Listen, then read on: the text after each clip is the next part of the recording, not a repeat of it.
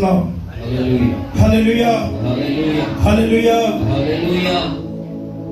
వచ్చిన దేవుని వాక్యం కనబోతూ ఉన్నాం. దయచేసి అందరూ కూడా ବାକ୍ୟ ପରିବେଷଣ ମଧ୍ୟ ଯାଉଅଛୁ। శ్రద్ధగా దేవుని వాక్యం వినాలని ଆପଣ ସମସ୍ତେ ଧ୍ୟାନରେ ଈଶ୍ୱରଙ୍କ ବାକ୍ୟ ଶୁଣନ୍ତୁ ବୋଲି ప్రభు పేరు మీకు అందరికీ ପ୍ରଭୁଙ୍କ ନାଁରେ ଆପଣ ସମସ୍ତଙ୍କୁ మనం చేస్తున్నాం. ବିନତି କରୁଅଛୁ। దేవునికి స్తోత్రం. హల్లెలూయా। ఇక మన ప్రియులు మనకు ప్రియ కర్ణ భాస్కర్ దేవుని సేవకుడు, ଈଶ୍ୱରଙ୍କ ଦାସ, దేవుడు ఏర్పాటు చేస్తున్నాడు కనుక ଈଶ୍ୱର ତାହାଙ୍କୁ ମନୋନୀତ କରିଅଛନ୍ତି। దేవుని వాక్యాన్ని మనతో పంచుకుంటుండగా ଈଶ୍ୱରଙ୍କ ବାକ୍ୟ ଆମ ସହିତ ସେ ପରିବେଷଣ କରିବା ସମୟରେ అందరూ కూడా శ్రద్ధగా విందాం. ସମସ୍ତେ ଧ୍ୟାନ ସହିତ ଶୁଣିବା। దేవుడు మనందరినీ దీవించి ఆశీర్వదించును. ପରମେଶ୍ୱର ଆମ ସମସ୍ତଙ୍କୁ ଆଶୀର୍ବାଦ କରନ୍ତୁ।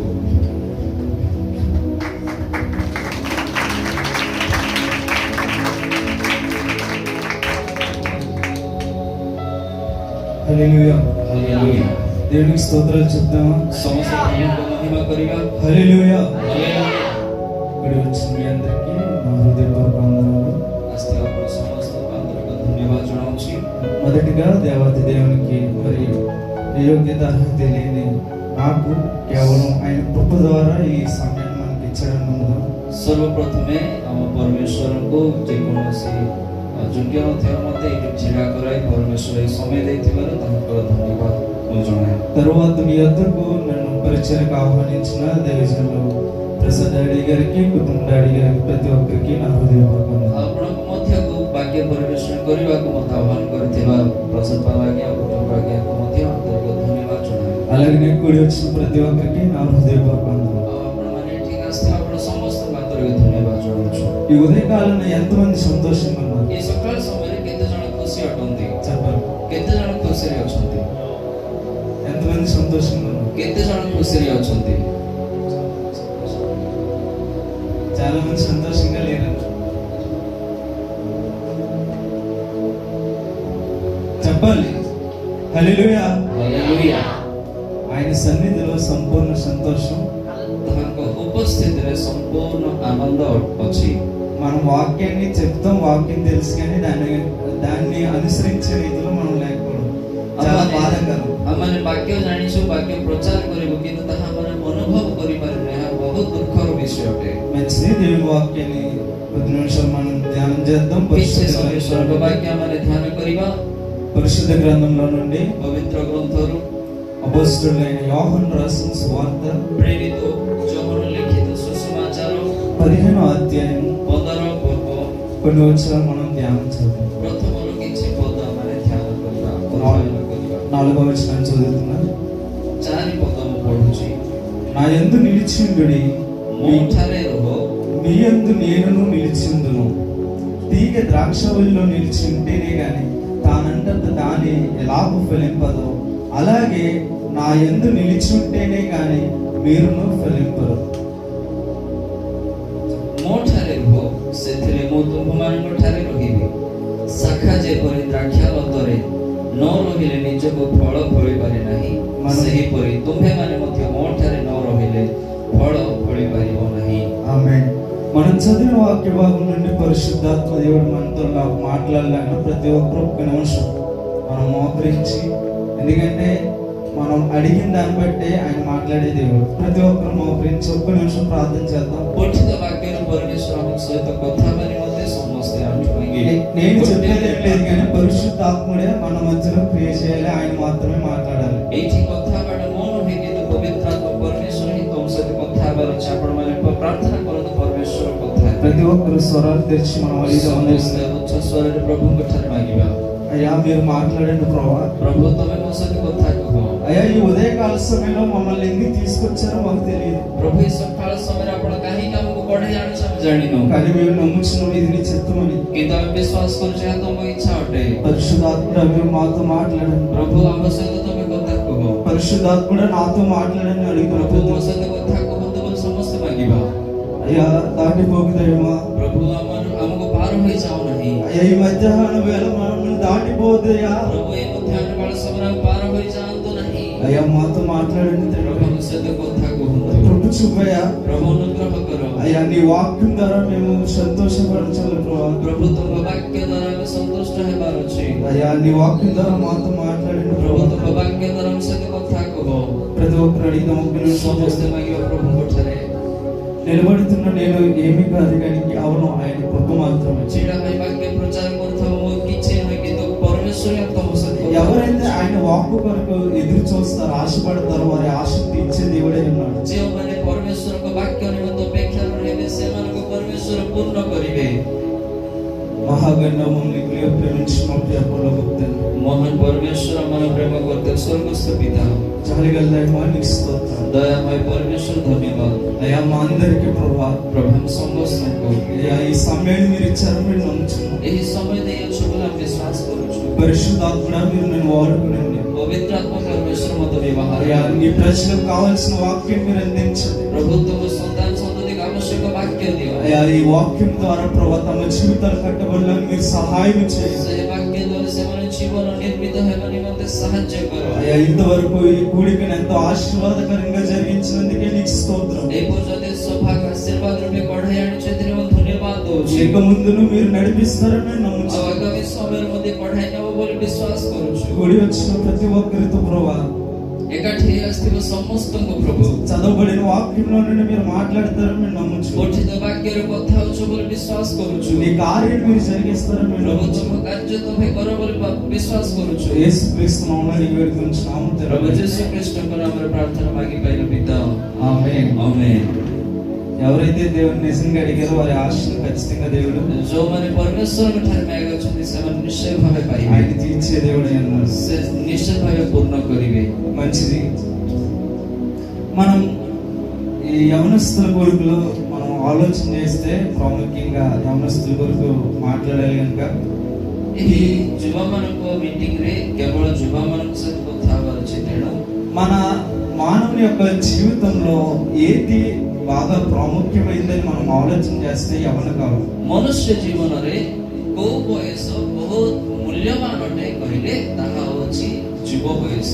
ఎందుకు ఈ యవన కాలం ప్రాముఖ్యమైందని మనం ఆలోచన చేస్తే କାହିଁକି ଏହି ସମୟ ଏତେ ମୂଲ୍ୟବାନ ଅଟେ ଯଦି କହିବା, యవన కాలంలో మనం తీసుకునే నిర్ణయాలే మన జీవితాన్ని గమ్యానికి చేరుస్తాయి. ଯୁବା ସମୟରେ ଆମମାନେ ନେଉଥିବା ସେ ନିଷ୍ପତ୍ତି ହିଁ ଆମମାନଙ୍କ ଗନ୍ତବ୍ୟ ସ୍ଥାନକୁ ନେବ।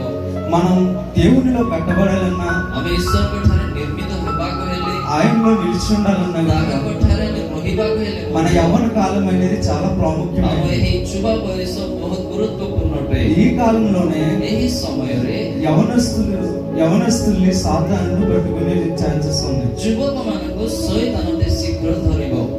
మనం ఎప్పుడైతే దేవునికి అప్పగించుకుంటాం మన యవన జీవితం, ଯେତେବେଳେ ଆମ ନିଜ ଜୀବନକୁ ପରମେଶ୍ୱରଙ୍କୁ ସମର୍ପିତ କରିବା, మిగతా జీవితం కూడా ఆశీర్వాదకరంగా ఉంటుంది. ଆଉ ବଳକା ଜୀବନ ମଧ୍ୟ ତାହା ଆଶୀର୍ବାଦ ରୂପେ ରହିବ। మనం క్రైస్తవ జీవితంలో చూసినట్లయితే ଖ୍ରୀଷ୍ଟିଆନ ଜୀବନକୁ ଯଦି ଦେଖିବା, మనం క్రైస్తవ యవన బిడ్డలుగా ప్రారంభ దశ చాలా ఆశ్చర్యకరంగా అద్భుతకరంగా అదేవిధంగా ఒక గొప్ప విశ్వాసంతో ప్రారంభించబడుతుంది. ଖ୍ରୀଷ୍ଟିଆନ ଜୀବନରେ ପ୍ରତ୍ୟେକ ଯୁବା ଯୁବତୀ ମାନଙ୍କର ଆରମ୍ଭରେ ବହୁତ ଉତ୍ସାହ ସହିତ ଆରମ୍ଭ କରିବେ, కానీ కాలం గడిచే కొద్దీ ఆ విశ్వాసం అనేది చల్లారిపోతూ କିନ୍ତୁ వస్తుంది. ସମୟ ବିତୁଥିବା ଅନୁସାରେ ସେହି ବିଶ୍ୱାସଟି ଶୀତଳ ହୋଇଯିବ। దానికి గల కారణం ఏమిటంటే ତାହାର କାରଣ କଣ?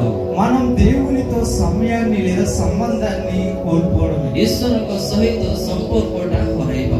మనం చదివిన ఈ 15వ అధ్యాయం కనుక మనం చూసినట్లయితే ଆମେ ପଢିଥିବା ଏହି ଯୋହନ ସୁସମାଚାର 15 ప్రభు ପର୍ବରେ వారు ఒక గొప్ప ఉపమానాన్ని మనకు తెలియజేస్తారు. ପ୍ରଭୁ ଯୀଶୁ ଉତ୍ତମ ଉଦାହରଣ ଗୋଟେ ଦଉଛନ୍ତି। అక్కడ ఉన్న యూదు ప్రజలతో ସେଠି ଥିବା ଜିହୁଦୀ ଲୋକଙ୍କ ସହିତ ఆ దేవుడు ఇశ్రాయేల్ ప్రజలతో మాట్లాడుతూ వస్తున్నాడు. ପରମେଶ୍ୱର ସେ ଇସ୍ରାଏଲ ଲୋକଙ୍କ ସହିତ କଥା ହଉଛନ୍ତି। ఈ మనం చదివిన వాక్య భాగంలో మొదటి వచనం చూసినట్లయితే ଆମେ ପଢିବା ସେ ପାଠ୍ୟାଂଶରେ ଯଦି ଦେଖିବା, నేను నిజమైన ద్రాక్షవల్లిని, ମୋ ପ୍ରକୃତ ଦ୍ରାକ୍ଷାଲତା, నా తండ్రి వ్యవసాయకుడు, ମୋର ପିତା କୃଷକ, నాలో ఫలింపని ప్రతి తీగను ମୋ ଠାରେ ଥିବା ଯେକୌଣସି ଶାଖା ଫଳ ନ ఆయన ଫଳେ, తీసి పారవేయను. ସେ କାଟି ପକାନ୍ତି।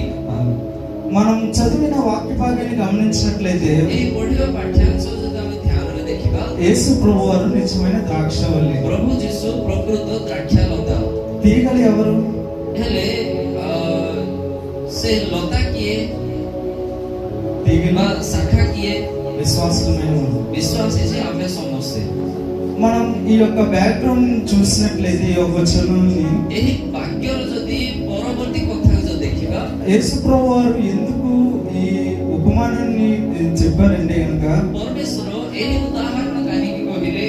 ఇశ్రాయేలులో ఎక్కువ వ్యవసాయం చేసేది ద్రాక్ష ଇସ୍ରାଏଲ ଦେଶରେ ଅଧିକାଂଶ କୃଷକମାନେ ଏହି ଦ୍ରାକ୍ଷା ଲତା ହିଁ ସେମାନେ କରନ୍ତି। కనుక అక్కడున్న ప్రజలకు ప్రతి ఒక్కరికి ఈ వ్యవసాయం గురించి కంప్లీట్ గా అవగాహన ఉంది. ସେଥିପାଇଁ ସେହି ଅଞ୍ଚଳରେ ଯେଉଁ ଚାଷ ହୁଏ ତା ନିମନ୍ତେ ସେମାନଙ୍କର ଟିକେ ସେ ବିଷୟରେ ସେମାନେ ବହୁତ ଭଲ ଭାବେ ଜାଣିଛନ୍ତି। ఆ విధంగా చరిత్రకారులు లిఖించడం జరిగింది. ଏଥି ସେ ସେହିପରି କହିଛନ୍ତି ବୋଲି ଇତିହାସ କେତେ ଜଣ ଲେଖିଛନ୍ତି ସେମାନେ କହୁଛନ୍ତି। మనం కూడా ద్రాక్షలను చూసినట్లయితే ଆମେ ଯଦି ଦ୍ରାକ୍ଷାଲତା ବା ଦ୍ରାକ୍ଷା ବୃକ୍ଷକୁ ଯଦି ఏ ଦେଖିବା, కొమ్మ అయితే ଯେଉଁ ଶାଖା ద్రాక్షవల్లితో అంటుకట్టబడి ఉంటుందో ସେ ଦ୍ରାକ୍ଷାଲତା ସହିତ ରହିବ, అది ఫలించే కొమ్మగా ఉంటది. ତାହା ହିଁ ଫଳବାନ ହେବା ରୂପେ ଆମେ ఏ ଦେଖିପାରିବା। కొమ్మలైతే దానితో అంటుకట్టబడి ఉన్నావో ଯେଉଁ ଶାଖା ତାହାକୁ ଲାଗି ନ అవి ରହିବ, ఎండిపోయి చనిపోతుంది. ତାହା ଶୁଖି ଯାଇକି ତାହା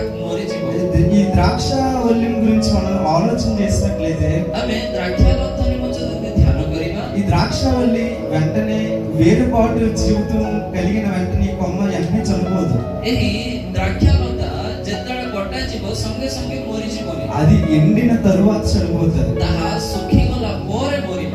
అదే విధంగా ସେହିପରି క్రీస్తు ఈ సందర్భాన్ని చెప్పి ଖ୍ରୀଷ୍ଟ ମଧ୍ୟ ଏହି ଅଂଶକୁ କହି ఒక ఆత్మీయ సత్యాన్ని బోధించాడు. ଗୋଟେ ଆତ୍ମୀୟ ସତ୍ୟକୁ କହିଲେ, ఎవరైతే ద్రాక్షవల్లిని క్రీస్తుతో వేరుబాటు జీవితం కలిగితారో ଯେଉଁମାନେ ଦ୍ରାକ୍ଷାଲତା ରହିବେ వారి జీవితం కూడా ఆత్మీయంగా క్షీణిస్తూ వారు ఆ ఆత్మీయతను విడిచిపెట్టేస్తారు.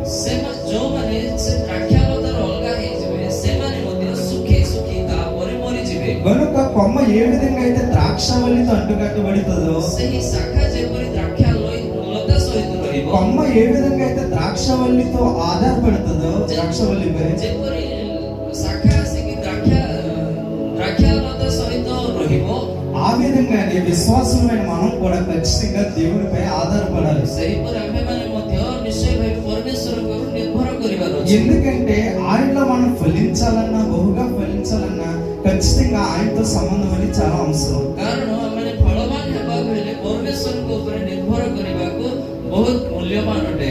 మనం చదివిన 4వ వచనం చూసినట్లయితే ଆମେ ପଢିବା ଚାରିପଦ ଯଦି ଦେଖିବା, నిలిచియుండుడి.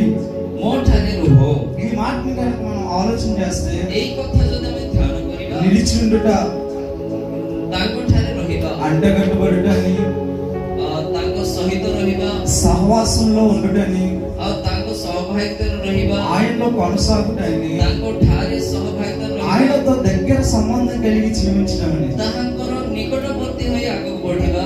పరిశుద్ధాత్ముడు క్రీస్తు ఈ రచయిత ద్వారా ప్రభు మనతో మాట్లాడుతున్న మాట ఏమిటంటే ଏହି ଲେଖକ ଦ୍ୱାରା ପରମେଶ୍ୱର ଆମ ସହିତ କଥା ହଉଛନ୍ତି। క్రైస్తవ జీవితం అనేది అప్పుడప్పుడు చేసే భక్తి కాదు, ସେଇ ସମୟ ସମୟରେ କରିବା ଭକ୍ତି ନୁହେଁ, అప్పుడప్పుడు చేసే పని కాదు. ସମୟ ସମୟକୁ କରିବା ପ୍ରାର୍ଥନା ନୁହେଁ, ఇది నిరంతరం చేయవలసిన పని. ଏହା ନିରନ୍ତର ବା ସବୁଦିନ ପାଇଁ କରିବା କାର୍ଯ୍ୟ ଅଟେ।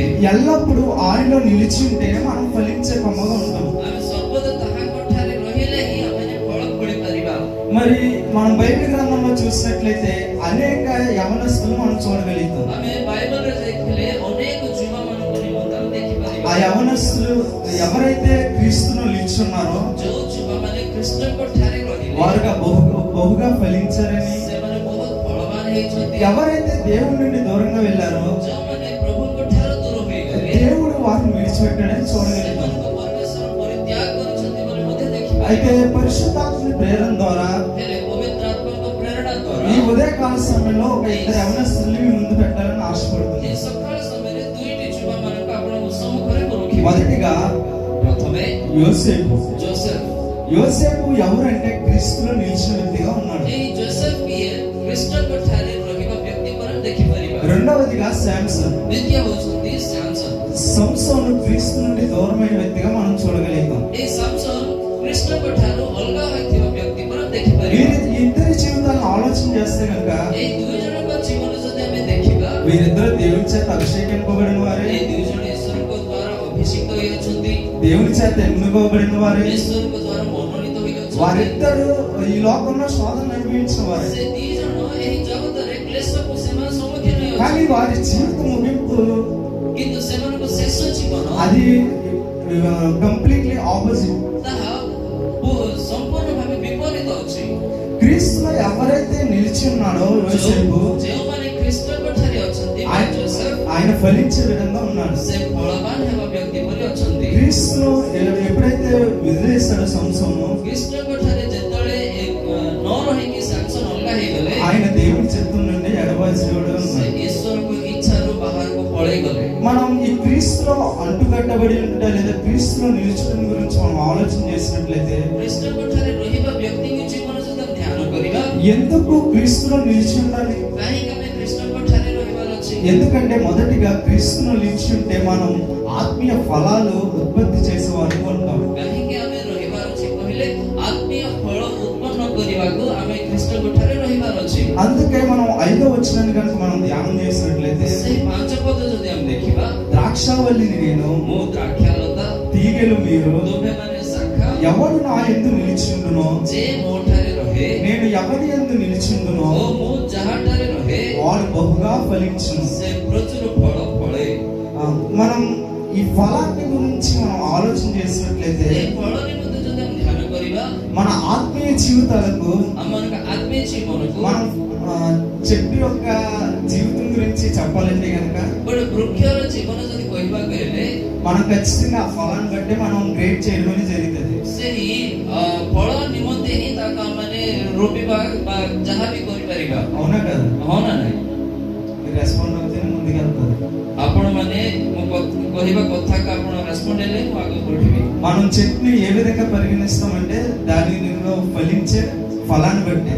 ଗୋଟେ ଗଛକୁ ଆମେ କିପରି ଦେଖିବା କହିଲେ, ସେ ଦେବା ଫଳ ଅନୁସାରେ ତାକୁ ଆମେ ଦେଖିବା। అలాగనే ସେହିପରି నీవు నేను క్రీస్తులో నిలిచున్నామా లేదా అనేది ତୁମେ ଆମ ଖ୍ରୀଷ୍ଟଙ୍କ ଠାରେ ଅଛ ନା ନାହିଁ କହିଲେ, మన ఆత్మీయ జీవితాలు ఏ విధంగా ఉన్నాయో దాన్ని బట్టే మనం అర్థం చేసుకోవాలి. ଆମ ଆତ୍ମୀୟ ଜୀବନ କିପରି ଅଛି ତାହା ଦ୍ୱାରା ପରମେଶ୍ୱର ବା ମନୁଷ୍ୟମାନଙ୍କୁ ସେମାନେ ଦେଖିବେ। ఒక విశ్వాసి ఎప్పుడైతే క్రీస్తులో నిలిచి ఉంటాడో ଗୋଟେ ବିଶ୍ୱାସୀ ଯେତେବେଳେ ଖ୍ରୀଷ୍ଟଙ୍କ ଠାରେ ରହିବ, ఆ వ్యక్తిలో ఈ లక్షణాలు అనేది ఖచ్చితంగా ఉంటాయి. ଏହିପରି ଗୁଣ ସେହି ବ୍ୟକ୍ତି ଠାରେ ରହିବ। మొదటిగా క్రీస్తు యొక్క స్వారూప్యం. ଖ୍ରୀଷ୍ଟଙ୍କର ରୂପ ବା ଖ୍ରୀଷ୍ଟଙ୍କ ସ୍ୱରୂପ, మనం ఎప్పుడైతే క్రీస్తు యొక్క స్వరూపాన్ని పొందుకుంటామో ଯେତେବେଳେ ଖ୍ରୀଷ୍ଟଙ୍କ ସେହି ସ୍ୱରୂପ ଆମ ମଧ୍ୟକୁ ଆସିବ, ఖచ్చితంగా ఆయనలో నిలిచినట్టే. ନିଶ୍ଚୟ ଭାବେ ସେ ଆମ ଠାରେ ରହିବେ। తరువాత ఎప్పుడైతే క్రీస్తు యొక్క స్వరూపాన్ని మనం ఆయన యొక్క స్వభావం పొందుకుంటామో ఆటోమేటిక్ గా మనకి ప్రేమ, సంతోషం, ఆత్మ ఫలాలన్నీ మనం పొందుకోగలుగుతాం. ଯେତେବେଳେ ଖ୍ରୀଷ୍ଟଙ୍କ ସ୍ୱଭାବକୁ ଆମେ ସ୍ୱୀକାର କରିବା, ସେହି ସମୟରେ ପ୍ରେମ, ସମାଧାନ, ଶାନ୍ତି ସବୁ ଆମେ ପାଇପାରିବା। క్రీస్తులో నిలిచి ఉండటం మనకి మన ఆత్మీయ జీవితాలకు అవసరమా కాదా? ଖ୍ରୀଷ୍ଟଙ୍କ ଠାରେ ରହିବା ଆମମାନଙ୍କ ଆତ୍ମୀୟ ଜୀବନକୁ ଆବଶ୍ୟକ ଦରକାର ନା ନାହିଁ? చెప్పాలి. ఎందుకు? କାହିଁକି? ఎందుకంటే దేవుని వాక్యంలో చెప్పారు, నాకు వేరుగొండి మీరు କାହିଁକି କହିଲେ, ఏం ମୋ చేయగలరు? ଠାରୁ ଅଲଗା ଆପଣମାନେ କିଛି କରିପାରିବେ ନାହିଁ। ఆ విధంగానే ସେହିପରି మనం ఎప్పుడైతే దేవునితో దగ్గర సంబంధం కలిగి ఉంటామో ଯେତେବେଳେ ଖ୍ରୀଷ୍ଟଙ୍କ ଠାରେ ଆମେ ସମ୍ମୁଖୀନ ଭାବେ మన ରହିବା, ఆత్మీయ జీవితాలు కూడా ଆମ ଆତ୍ମୀୟ ଜୀବନ ମଧ୍ୟ మన ఆత్మీయ జీవితంలో కూడా ఆయన సహాయకుడై ఉంటాడు. ଆମ ଆତ୍ମୀୟ ଜୀବନରେ ମଧ୍ୟ ସେ ଆମମାନଙ୍କୁ ସାହାଯ୍ୟକାରୀ ଭାବେ ରହିବେ। మొదటిగా ఫలించే వ్యక్తిని గురించి మనం ఆలోచన చేస్తే ପ୍ରଥମେ ଫଳବାନ ବ୍ୟକ୍ତି ନିମନ୍ତେ ଯଦି ଧ୍ୟାନ କରିବା, యోసేపు జీవితం మనందరికీ తెలిసిందే. ଯୋସେଫ ଜୀବନ ଆମେ ସମସ୍ତେ ଜାଣିଛୁ। యోసేపు యొక్క జీవితం ଯୋସେଫଙ୍କ ଜୀବନ మనం ఆదికాండం 37వ అధ్యాయం నుండి మనం చూస్తాం. ଆଦି ପୁସ୍ତକ 37 ପର୍ବରୁ ଆମେ ସମସ୍ତେ 37 ପର୍ବରୁ ଆମେ ସମସ୍ତେ ఆయన యొక్క ప్రారంభ జీవితం ఏ విధంగా ఉందంటే ତାହାଙ୍କର ଆରମ୍ଭ ଜୀବନ କିପରି ଥିଲା? 17వ ఏటలోనే ସେ ଯେତେବେଳେ 17 ବର୍ଷ ବୟସ୍କ ଥିଲେ, యోసేపు దేవుని యొద్ద నుండి కలలు పొందే ఆ యొక్క వరాన్ని పొందుకున్నాడు. ଆଉ ପରମେଶ୍ୱରଙ୍କ ଠାରୁ ସ୍ୱପ୍ନ ଦେଖିବା ଗୋଟେ ବର ସେ ପାଇଅଛନ୍ତି। ఆ కళలు అన్నదమ్ములకి చెప్పిన తర్వాత ఆయన పరిస్థితి ఏమైపోయింది? ସେ ସ୍ୱପ୍ନ ଯେତେବେଳେ ତାଙ୍କ ଭାଇଙ୍କ ସହିତ କହିଲେ, ସେତେବେଳେ ఆయన ତାଙ୍କ యొక్క ପରିସ୍ଥିତି କଣ జీవితం ହେଲା? ఆయన యొక్క జీవితం తారుమారైపోయింది. ତାହାର ସବୁ ପରିସ୍ଥିତି ସବୁ ଉପର ତଳକୁ ହେଇଗଲା। మొదటిగా యోసేపు మోసపరచబడ్డాడు. ପ୍ରଥମେ ଯୋସେଫ ପ୍ରବଞ୍ଚିତ ହେଲେ। ఎవరి యొద్ద నుండి? କାହା ଦ୍ୱାରା? తన సొంత. ତାଙ୍କ ନିଜ ଭାଇମାନଙ୍କ ଦ୍ୱାରା। చాలా మంది వాక్యాన్ని వింటున్నారు లేదో ఆఫ్టర్నూన్ సెక్షన్ లో తెలుస్తుంది.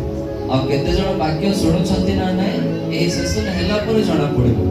సొంత అన్నలే తను అమ్మేశారు. ନିଜ ଭାଇ ମାନେ ତାହାକୁ ବିକ୍ରି କରିଦେଲେ। తనకు ప్రోత్సాహం ఉండవలసిన కుటుంబమే ତାହାକୁ ସାହାଯ୍ୟ ଭାବେ ରହିବ ସେହି ପରିବାର బానిసత్వానికి అమ్మేశారు. ଆଉ ଦାସତ୍ୱକୁ ବିକିଦେଲେ। కుటుంబం చేత తృణీకరింపబడ్డాడు. ପରିବାର ଦ୍ୱାରା ତୁଚ୍ଛ ପ୍ରାପ୍ତ ହେଲେ। గృహం నుండి వెలివేయబడ్డాడు. ସେ ଗୃହରୁ ସେ ବାହାରକୁ ତଡ଼ାଗଲେ। మనం ఏ విధంగా అయితే ఆస్తిని అమ్మేస్తామో ఆ విధంగానే తన అన్నదమ్ములు ఆయన ఆస్తి కింద అమ్మేశారు. ଆମ ସମ୍ପତ୍ତିକୁ ଯେପରି ଆମେ ବିକ୍ରି କରିଦେବା ସେହିପରି ସେ ଭାଇମାନେ ସେ ଜୋସେଫକୁ ବିକ୍ରି କରିଦେଲେ। ఒకవేళ యోసేపు పడిన ఆ జీవితాన్ని కనుక మనం ఆలోచన చేస్తే జోసెఫ్కు జీవన ଯଦି ଆମେ ନିଜେ ଜୀବନ ପାଇଁ ଯଦି ଆମେ ଚିନ୍ତା କରିବା ఈ దినాన్ని మనం గమనించినట్లయితే దాంట్లో మనకి 10% ఉన్న దేవుణ్ణి మామూలుగా తిట్టుకోం. ସେହି ଜୋସେଫ୍ଙ୍କ ଜୀବନରେ ଘଟିବା ସେ ଘଟଣା ସବୁ ଆମ ଜୀବନରେ 10% ଯଦି ଘଟିବ ପରମେଶ୍ୱରଙ୍କୁ କେତେ ଆମେ ଗାଳି ଦେଇଦେବା। చాలా మంది ఒక మాట అంటారు, ఇది నా వల్ల నేను చేసుకున్నాను, ఇది దేవుడే చేశాడు. ଅନେକ ଲୋକ ଗୋଟେ କଥା କହିବେ ପରମେଶ୍ୱର ହିଁ ଏଟା କରିଛନ୍ତି। కానీ దేవుడు నిన్ను ఎప్పుడైతే నీ యొద్ద ఒక గొప్ప ప్రణాళిక కలిగి ఉంటాడో నీ కొరకు, ପରମେଶ୍ୱର ଯେତେବେଳେ ତୁମ ନିମନ୍ତେ ଗୋଟେ ଯୋଜନା ରଖିଥିବେ ఆ ప్రణాళికను నువ్వు సక్సెస్ గా ఆ ప్రణాళికను నువ్వు కంప్లీట్ చేయాలంటే ସେହି ଯୋଜନାକୁ ପୂର୍ଣ୍ଣ କରିବାକୁ మొదటిగా ఆయన పరీక్షలు అనేది పెడతాడు. ପରମେଶ୍ୱର ପ୍ରଥମେ ତମର ପରୀକ୍ଷା ଦେବେ। మనం యోసేపు జీవితాన్ని చూసినట్లయితే ଜୋସେଫ୍ଙ୍କ ଜୀବନ ଯଦି ଦେଖିବା ఎన్ని పరిస్థితులు జరిగినా సరే విశ్వాసంలో తొలగిపోలేదు. ଏତେ ପରିସ୍ଥିତି ଆସିଲେ ମଧ୍ୟ ବିଶ୍ୱାସରେ ସେ ପଛଘୁଞ୍ଚାଇ ନାହାନ୍ତି। ఎందుకంటే ఆయన క్రీస్తులో నిలిచిన వ్యక్తిగా ఉన్నాడు. କାରଣ ସେ ଖ୍ରୀଷ୍ଟଙ୍କ ଠାରେ ରହିଲେ। తరువాత యోసేపు శోధింపబడ్డాడు. ପରେ ଜୋସେଫ୍ ତାଡ଼ନା ପ୍ରାପ୍ତ ହେଲେ। మనం ఆదికాండం 39వ అధ్యాయంలో చూసినట్లయితే ఆ వృత్తాంతం మొత్తం ఉన్నది. ଆଦି ପୁସ୍ତକ 39 ପର୍ବରେ ସେ ସବୁ ବିଷୟ ଲେଖା ହେବ। ఐగుప్తులో పొతిఫర్ భార్య చేత శోధింపబడడం మనకు తెలుసు. ବିଶେଷରେ ପୋତିଫରଙ୍କ ସେ ରାଣୀ ଦ୍ୱାରା ସେ ତାଡ଼ନା ପ୍ରାପ୍ତ ହେଲେ। కానీ ఆయన నా కుటుంబం చూడడం లేదు కదా, ସେ ଭାବିନାହାନ୍ତି ଯେ ମୋ ପରିବାର ମୋତେ ఎవరు లేరు కదా అని ఆయన ఎంత మాత్రము పాపం କେହି ମଧ୍ୟ ନାହାନ୍ତି ବୋଲି ସେ କଦାପି ପାପକୁ ଜାଗା చేయలేదు. కానీ ఒక్కసారి మనం ఆదికాండం 39వ అధ్యాయం 9వ వచనం చదువుతాము. ఆయన ఈ శోధనలో ఆయన ఇచ్చిన సమాధానం ఏంటో ଥରେ ଆମେ ସମସ୍ତେ ଆଦି ପୁସ୍ତକ 39 ପର୍ବ ଥରେ ପଢିବା। ସେ କଣ ଉତ୍ତର ଦେଇ ଅଛନ୍ତି ତାହା ଦେଖିବା।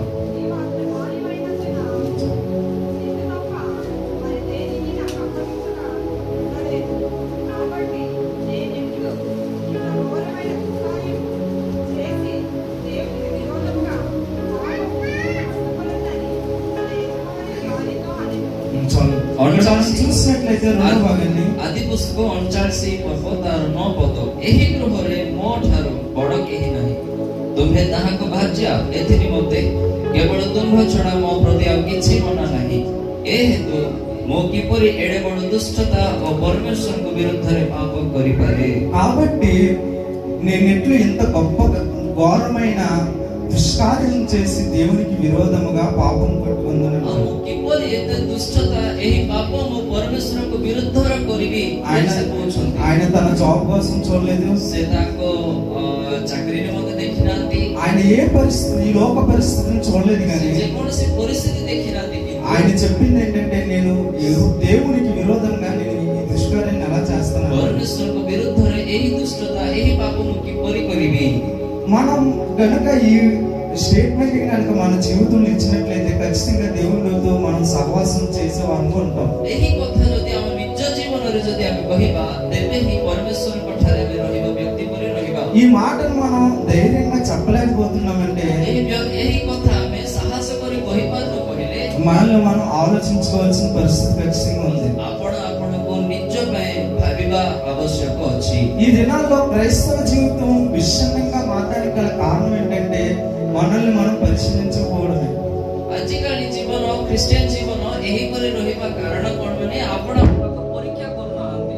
తరువాత యోసేపు జీవితాన్ని చూసినట్లయితే ତାପରେ ଜୋସେଫଙ୍କ ଜୀବନ ଯଦି ଦେଖିବା యోసేపు ఆయన బాధలలో ఆయనకున్న కష్టాల్లో దేవుణ్ణి సంపూర్ణంగా నమ్మిన వ్యక్తిగా చూడగలుగుతాం. ଜୋସେଫ ତାଙ୍କ ତାଡ଼ନାରେ ତାଙ୍କ ସମସ୍ୟାରେ ପ୍ରତ୍ୟେକ ପରିସ୍ଥିତିରେ ପରମେଶ୍ୱରଙ୍କ ଉପରେ ଉପରେ ସମ୍ପୂର୍ଣ୍ଣ ଭାବେ ନିର୍ଭର ହେଲେ। ఆయన శోధన అనుభవించాడు, ସେ ତାଡ଼ନା ପ୍ରାପ୍ତ ହେଲେ। ఆయన ఏ నేరము చేయకుండానే ఆయన ఖైదీ అయ్యాడు. ସେ ଯେକୌଣସି ଭୁଲ ନ କରୁను ସେ ବନ୍ଦୀ ହେଲେ। అయినప్పటికీ యోసేపు ఎంత మాత్రం దేవుని విడిచిపెట్టేవాడుగా లేడు. ତଥାପି ପରମେଶ୍ୱରଙ୍କୁ କଦାପି ସେ ପରିତ୍ୟାଗ କରିନାହାନ୍ତି।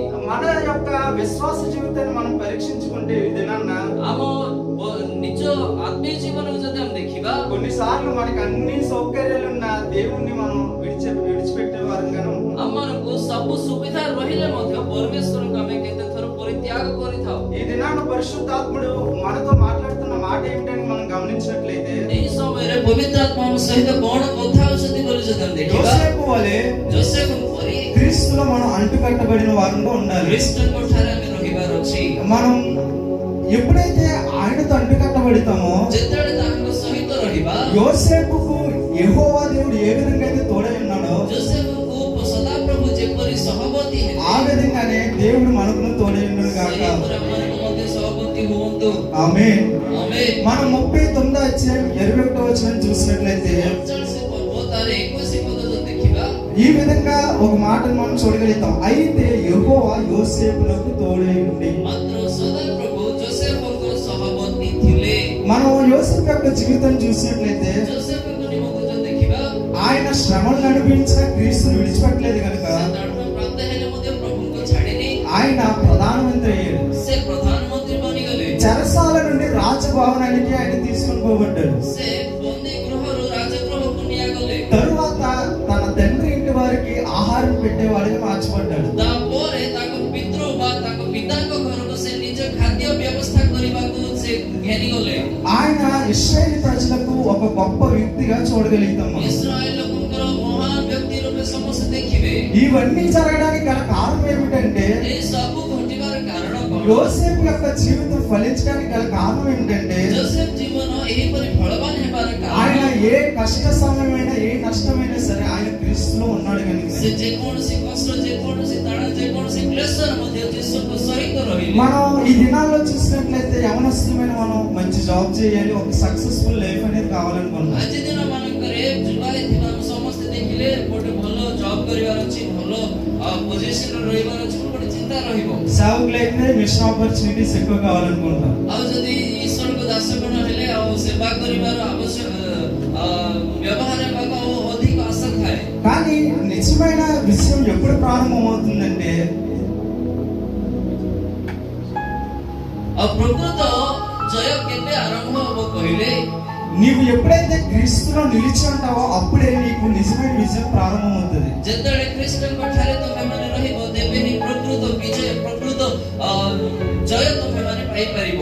దేవుడు నిన్ను ఆత్మీయంగానైనా శారీరకంగానైనా ఆశీర్వదించాలంటే ପରମେଶ୍ୱର ତୁମମାନଙ୍କୁ ଆତ୍ମିକ ଭାବେ ହଉ ବା ଶାରୀରିକ ଭାବେ ହଉ ଆଶୀର୍ବାଦ କରିବାକୁ ହେଲେ, మొదటిగా ఆయన ఆశించేది, నీ నుండి ఆశించేది ఏంటంటే నీ హృదయాన్ని ఆయన కరుణించాలి. ସର୍ବପ୍ରଥମେ ତୁମମାନଙ୍କ ଠାରୁ ସେ ତୁମମାନଙ୍କ ହୃଦୟ ହିଁ ଚାହିଁବେ। ఎవరైతే మన హృదయాలను ఆయన వైపు తిప్పుతారో ଯେଉଁମାନେ ସେମାନଙ୍କ ହୃଦୟ ଈଶ୍ୱରଙ୍କ ଆଡ଼େ ఆయన ଦେଖିବେ, ఖచ్చితంగా మనల్ని ఆశీర్వదించేవాడే ఉన్నాడు. ସେ ନିଶ୍ଚୟ ଭାବେ ଆମମାନଙ୍କୁ ଆଶୀର୍ବାଦ କରିବେ। ఈ దినాన్న మనం ఆలోచించవలసింది ఏంటంటే, ଆଜି ଦିନରେ ଆମେ ଚିନ୍ତା କରିବାର ଅଛି, దేవునికి మన హృదయాన్ని సంపూర్ణంగా ఇస్తున్నామా? ଆମେ ଆମ ହୃଦୟକୁ ସମ୍ପୂର୍ଣ୍ଣ ଭାବେ ଦଉଛୁ। మనం ఎప్పుడైతే మనల్ని మనం ప్రశ్నించుకోగలుగుతామో, ଆପଣ ଆପଣଙ୍କୁ ଯେତେବେଳେ ପରୀକ୍ଷା କରିବା, చెప్పే నేనైనా କହୁଥିବା ମୁଁ ହଉ, వినే మీరైనా సరే ଶୁଣୁଥିବା ଆପଣ ହଉ, ఎవరిని వాళ్ళు పరీక్షించుకోవాలి. ଆପଣ ଆପଣଙ୍କୁ ପରୀକ୍ଷା ఒకవేళ କରିବା। నీవు ఈ దినాన్న దేవునికి నీ హృదయాన్ని సంపూర్ణంగా ఇచ్చినట్లయితే, ଯଦି ଆଜି ଆପଣ ତୁମ ହୃଦୟ ଯଦି ଯୀଶୁକୁ ସମ୍ପୂର୍ଣ୍ଣ ଭାବେ ଦେଲେ, దేవుడు నీ నీ పట్ల గొప్ప కార్యాలు చేయబోతున్నాడు. ତୁମ ପ୍ରତି ପରମେଶ୍ୱର ମହାନ କାର୍ଯ୍ୟ କରିବାକୁ ଯାଉଛନ୍ତି। క్రైస్తవ జీవితాల్లో ଖ୍ରୀଷ୍ଟିଆନ ଜୀବନରେ ప్రాముఖ్యంగా ఆశీర్వాదాలు కావాలి ସମସ୍ତଙ୍କ ଆଶୀର୍ବାଦ ଦରକାର, కానీ మనం మాత్రం దేవుళ్ళు କିନ୍ତୁ ପ୍ରଭୁଙ୍କ ଠାରେ అది చాలా బాధాకరం. ତାହା ବହୁତ ଦୁଃଖର ବିଷୟ ଅଟେ। మనం ఎప్పుడైతే దేవునికి మన హృదయాన్ని అర్పించుకుంటామో ଯେତେବେଳେ ପ୍ରଭୁଙ୍କୁ ଆମ ହୃଦୟକୁ ସମର୍ପଣ କରିବା, అప్పుడే దేవుని యొక్క చిత్తాన్ని మనం చేయగలుగుతాం. ତେବେ ପରମେଶ୍ୱରଙ୍କ ଇଚ୍ଛା ସମ୍ପୂର୍ଣ୍ଣ କରିପାରିବା। మనం ఎంతవరకు ధ్యానం చేసింది ఏమిటైనా ఆలోచన చేస్తే, ଏପର୍ଯ୍ୟନ୍ତ ଆମେ କ'ଣ ଧ୍ୟାନ କଲୁ? మనం ఎప్పుడైతే క్రీస్తులో అంటుకట్టబడి లేదా నిలిచి ఉంటామో ଯେତେବେଳେ ଖ୍ରୀଷ୍ଟଙ୍କ ଠାରେ ଆମେ ରହିବା, మనం ఆత్మీయ ఫలాలు అనేది ఉత్పత్తి చేయగలుగుతాం. ଆମମାନେ ଆତ୍ମୀୟ ଫଳକୁ ଉତ୍ପନ୍ନ କରିପାରିବା। రెండవదిగా, ଦ୍ୱିତୀୟତଃ, ఎవరైతే క్రీస్తును విడిచిపెడతారో ଯେଉଁମାନେ ଖ୍ରୀଷ୍ଟ అది ఎక్కడికి తీసుకువెళ్తుందంటే ఆత్మీయ పతనానికి దారి తీస్తుంది. ତାହା କୋଉଠିକୁ କଢେଇ ନବ କହିଲେ ଆତ୍ମିକ ପତନକୁ କଢେଇ ନବ.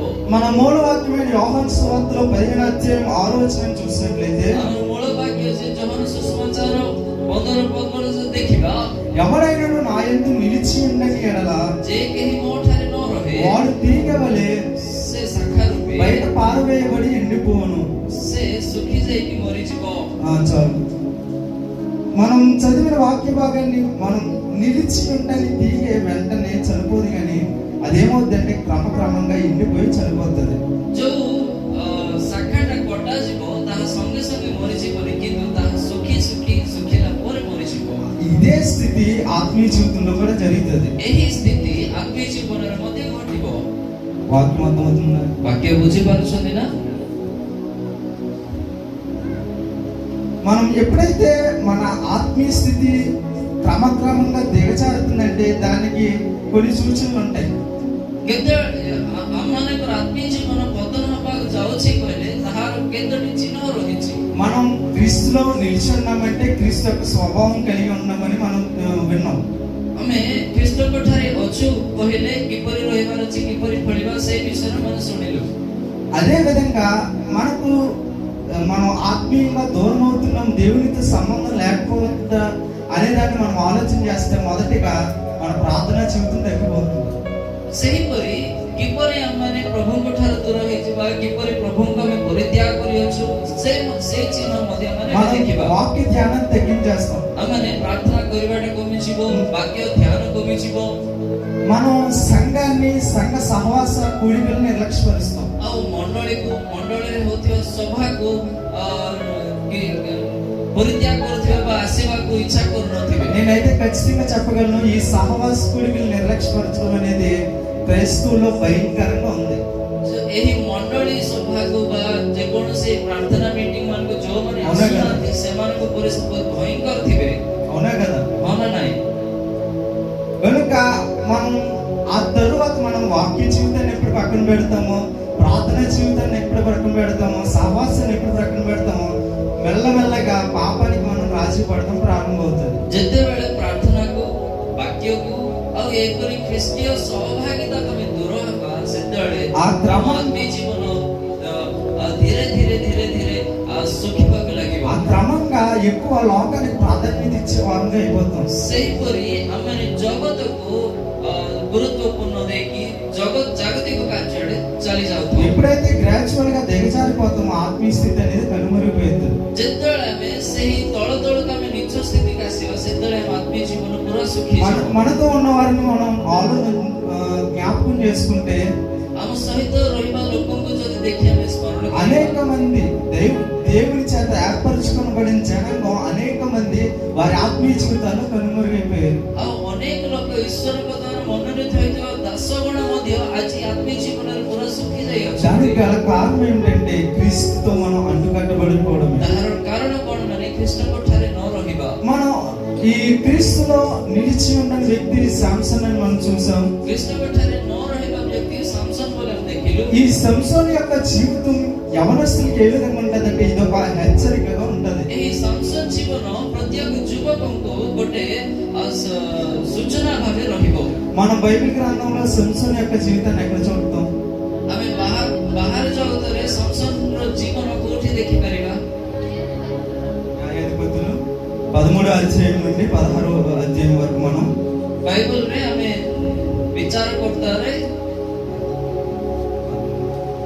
13 ପର୍ବରୁ 16 ପର୍ବ ପର୍ଯ୍ୟନ୍ତ ଦେଖିପାରିବା. అయితే ఈ సంసోన్ యొక్క జీవితాన్ని మనం జ్ఞాపకం చేసుకుంటే లేదా న్యాయాధిపతుల గ్రంథం గురించి ఒక మాట మనం జ్ఞాపకం చేసుకుంటే ଏହି ବିଚାରକର୍ତ୍ତା ସେ ପୁସ୍ତକ ନିମନ୍ତେ ଧ୍ୟାନ କରିବା. దేవుని యొక్క ప్రజలు అనబడిన ఇశ్రాయేలీయులు ଇସ୍ରାଏଲ ଲୋକ ଯେ ପରମେଶ୍ୱରଙ୍କ ଲୋକ ଯେ ଇସ୍ରାଏଲ దేవునికి విరోధంగా పాపం చేసేవారు. ପରମେଶ୍ୱରଙ୍କ ବିରୋଧରେ ପାପ କରୁଥିଲେ. వారు ఎప్పుడైతే పాపం చేస్తారో దానికి ఖచ్చితంగా కాన్సిక్వెన్స్ అనేది తన యొక్క శత్రువుల చేతుల నుండి వచ్చేది. ଯେତେବେଳେ ସେମାନେ ପାପ କରୁଥିଲେ ତାହାର ଦଣ୍ଡ ଶତ୍ରୁମାନଙ୍କ ଆଡ଼େ ଆସୁଥିଲା. ఎప్పుడైతే ఆ కాన్సిక్వెన్స్ అనేది వచ్చిందో అప్పుడు మళ్ళీ తిరిగి దేవుని యొద్దకు వచ్చేవారు. ସେହି ଦଣ୍ଡ ଯେତେବେଳେ ଆସୁଥିଲା ପୁଣି ସେମାନେ ପରମେଶ୍ୱରଙ୍କ ନିକଟକୁ ଆସୁଥିଲେ. ఎప్పుడైతే దేవుని యొద్దకు వచ్చారో దేవుడు కనికరపడి వారిని, ఎందుకంటే తన ప్రజలం కనుక వారిని కనికరపడి ఆయన ఒక న్యాయాధిపతిని నియమించేవాడు. ଯେତେବେଳେ ସଦାପ୍ରଭୁଙ୍କୁ ନିକଟକୁ ଆସିଥିଲେ ପୁଣି ପରମେଶ୍ୱର ସେମାନଙ୍କ ପ୍ରତି ଦୟା ହୋଇ ପୁଣି ସେମାନଙ୍କୁ କ୍ଷମା କରୁଥିଲେ, କାରଣ ସେମାନେ ଈଶ୍ୱରଙ୍କ ସନ୍ତାନ ସନ୍ତତି ଅଟନ୍ତି। ఆ న్యాయాధిపతి ద్వారా ప్రజలకు విముక్తి అనేది వచ్చేది. ସେହି ବିଚାରକର୍ତ୍ତା ଦ୍ୱାରା ଲୋକମାନଙ୍କୁ ମୁକ୍ତ ପାଉଥିଲେ। అది న్యాయాధిపతుల యొక్క చరిత్ర మనం చూడగలిస్తాం. ସେହି ବିଚାରକର୍ତ୍ତାର ଇତିହାସ ଅଟେ।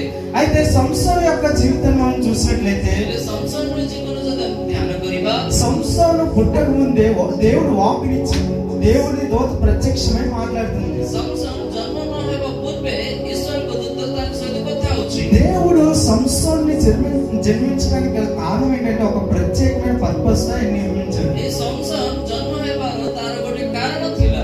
అది ఏంటంటే సంసోను ఇశ్రాయేలుని ఫిలిస్తీన్ల చేతుల నుండి విడిపించి ఒక బలమైన ఆయుధంగా వాడుకోవాలని ఆయన ఆశపడ్డాడు. ଇସ୍ରାଏଲ ଲୋକଙ୍କୁ ଫଲଷ୍ଟିନ ଲୋକଙ୍କ ହସ୍ତରୁ ମୁକ୍ତ କରିବାକୁ ପରମେଶ୍ୱର ସଂସନକୁ ମନୋନୀତ କଲେ। అయితే దేవుడు ఒక అసాధారణమైన శక్తిని సంసోను జీవితంలో పెట్టాడు. ହେଲେ ଅସାଧାରଣ ଶକ୍ତି ଗୋଟେ ପରମେଶ୍ୱର ସଂସନ ହାତରେ ରଖିଲେ। దేవుడి ఆత్మతో ఉండేవాడు. ସେ ଈଶ୍ୱରଙ୍କ ଆତ୍ମାରେ ଚଳିତ ହେଉଥିଲେ। సంసోను గొప్ప శక్తి గలవాడుగా మనం ସଂସନ చూడగలుగుతాం. ମହାନ ଶକ୍ତିମାନ ରୂପେ ଦେଖିପାରିବା। అయినప్పటికీ సంసోను వాటిని పోలేడు. ହେଲେ ମଧ୍ୟ ସଂସନ ପରାଜୟ ହେଲେ। ఎందుకంటే దేవుని మార్గంలో నిలవలేకపోయాడు కనుక. କାହିଁକି ସେ ଈଶ୍ୱରଙ୍କ ପଥରେ ରହିପାରିଲେ ନାହିଁ। సంసోను జీవితంలో చూసినట్లయితే దానికి గల కారణం ఏమిటంటే ସଂସନ ଜୀବନରେ ଯଦି ଦେଖିବା ତାର କାରଣ କ'ଣ? మొదటిగా సంసోను తన యొక్క స్వయ చిత్తాన్ని ఫాలో అవ్వడం మొదలెట్టాడు. ପ୍ରଥମ ହେଉଛି ସଂସନ ତାର ନିଜ ଇଚ୍ଛା ଅନୁସାରେ ସେ ଚାଲିବାକୁ ଲାଗିଲା। సంసోను యొక్క జీవితాన్ని మనం పరిశీలించినట్లయితే ସଂସନ ଜୀବନ ଯଦି ଅଧ୍ୟୟନ କରିବା,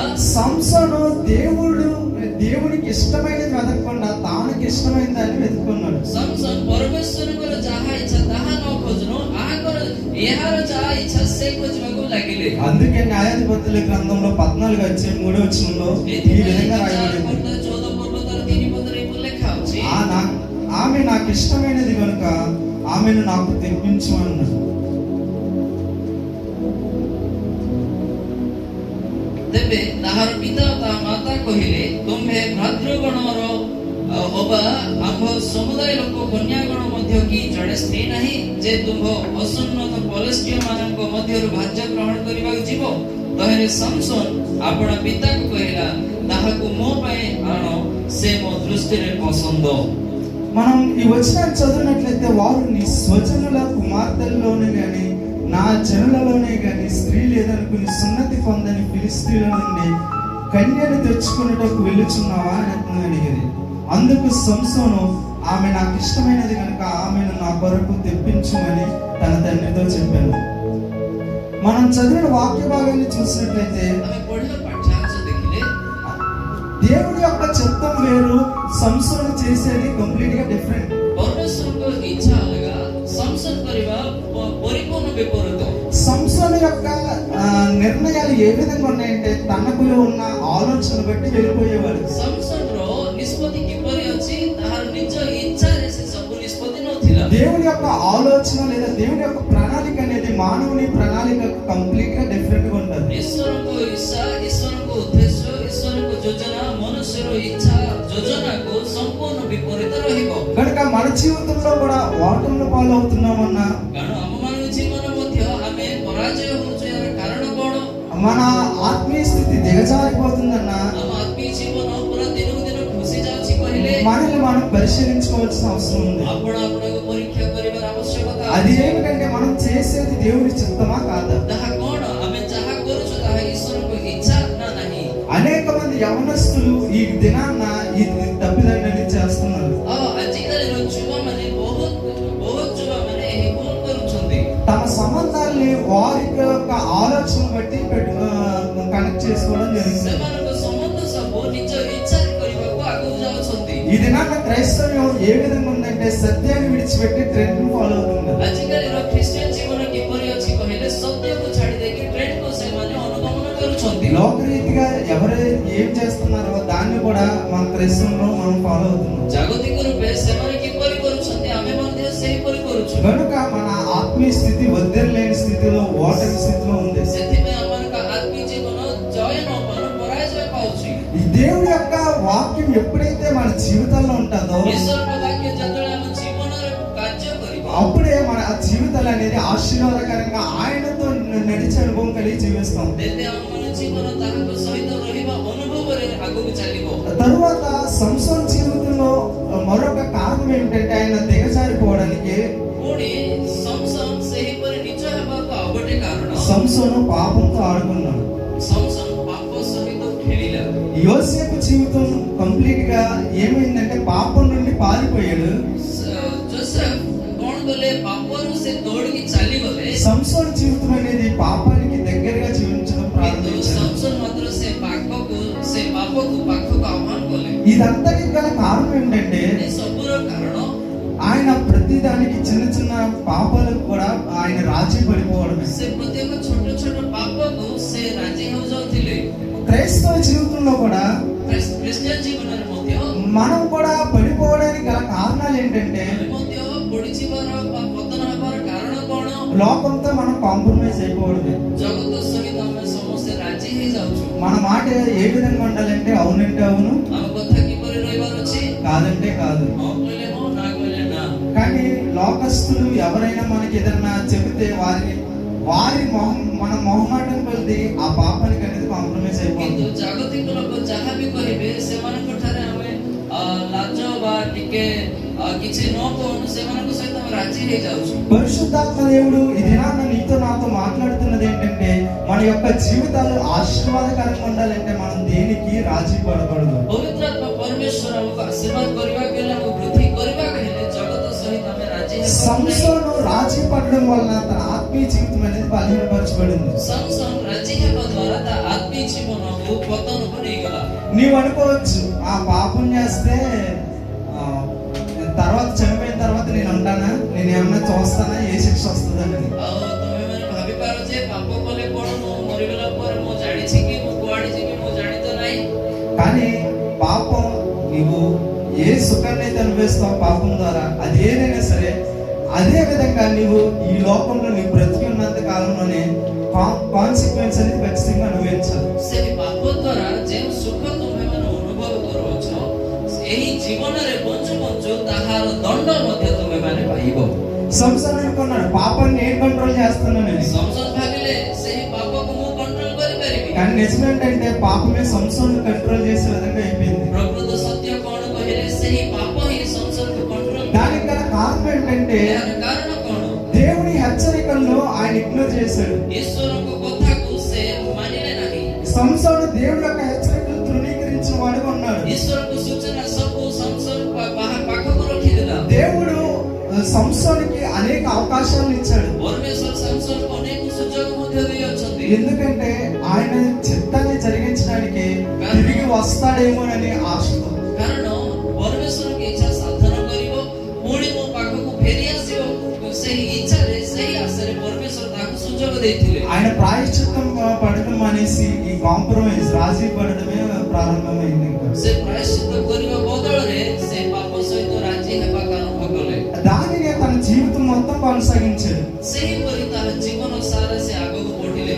ఆఖరిగా దేవుడు ఏ సీక్రెట్ అయితే చెప్పాడో తన యొక్క జీవితం కొరకు లేదా తను జన్మించినప్పుడు ସେ ଯେତେବେଳେ ସେ ଜନ୍ମ ହୋଇଥିଲେ, ଯୋଉ ରହସ୍ୟ କଥା ବା ଯେଉଁ ଗୁପ୍ତ କଥା ପରମେଶ୍ୱର କହିଥିଲେ, ఆఖరిగా ఆ నజరేతు ఓవును కూడా గలిలకి చెప్పడం జరిగింది.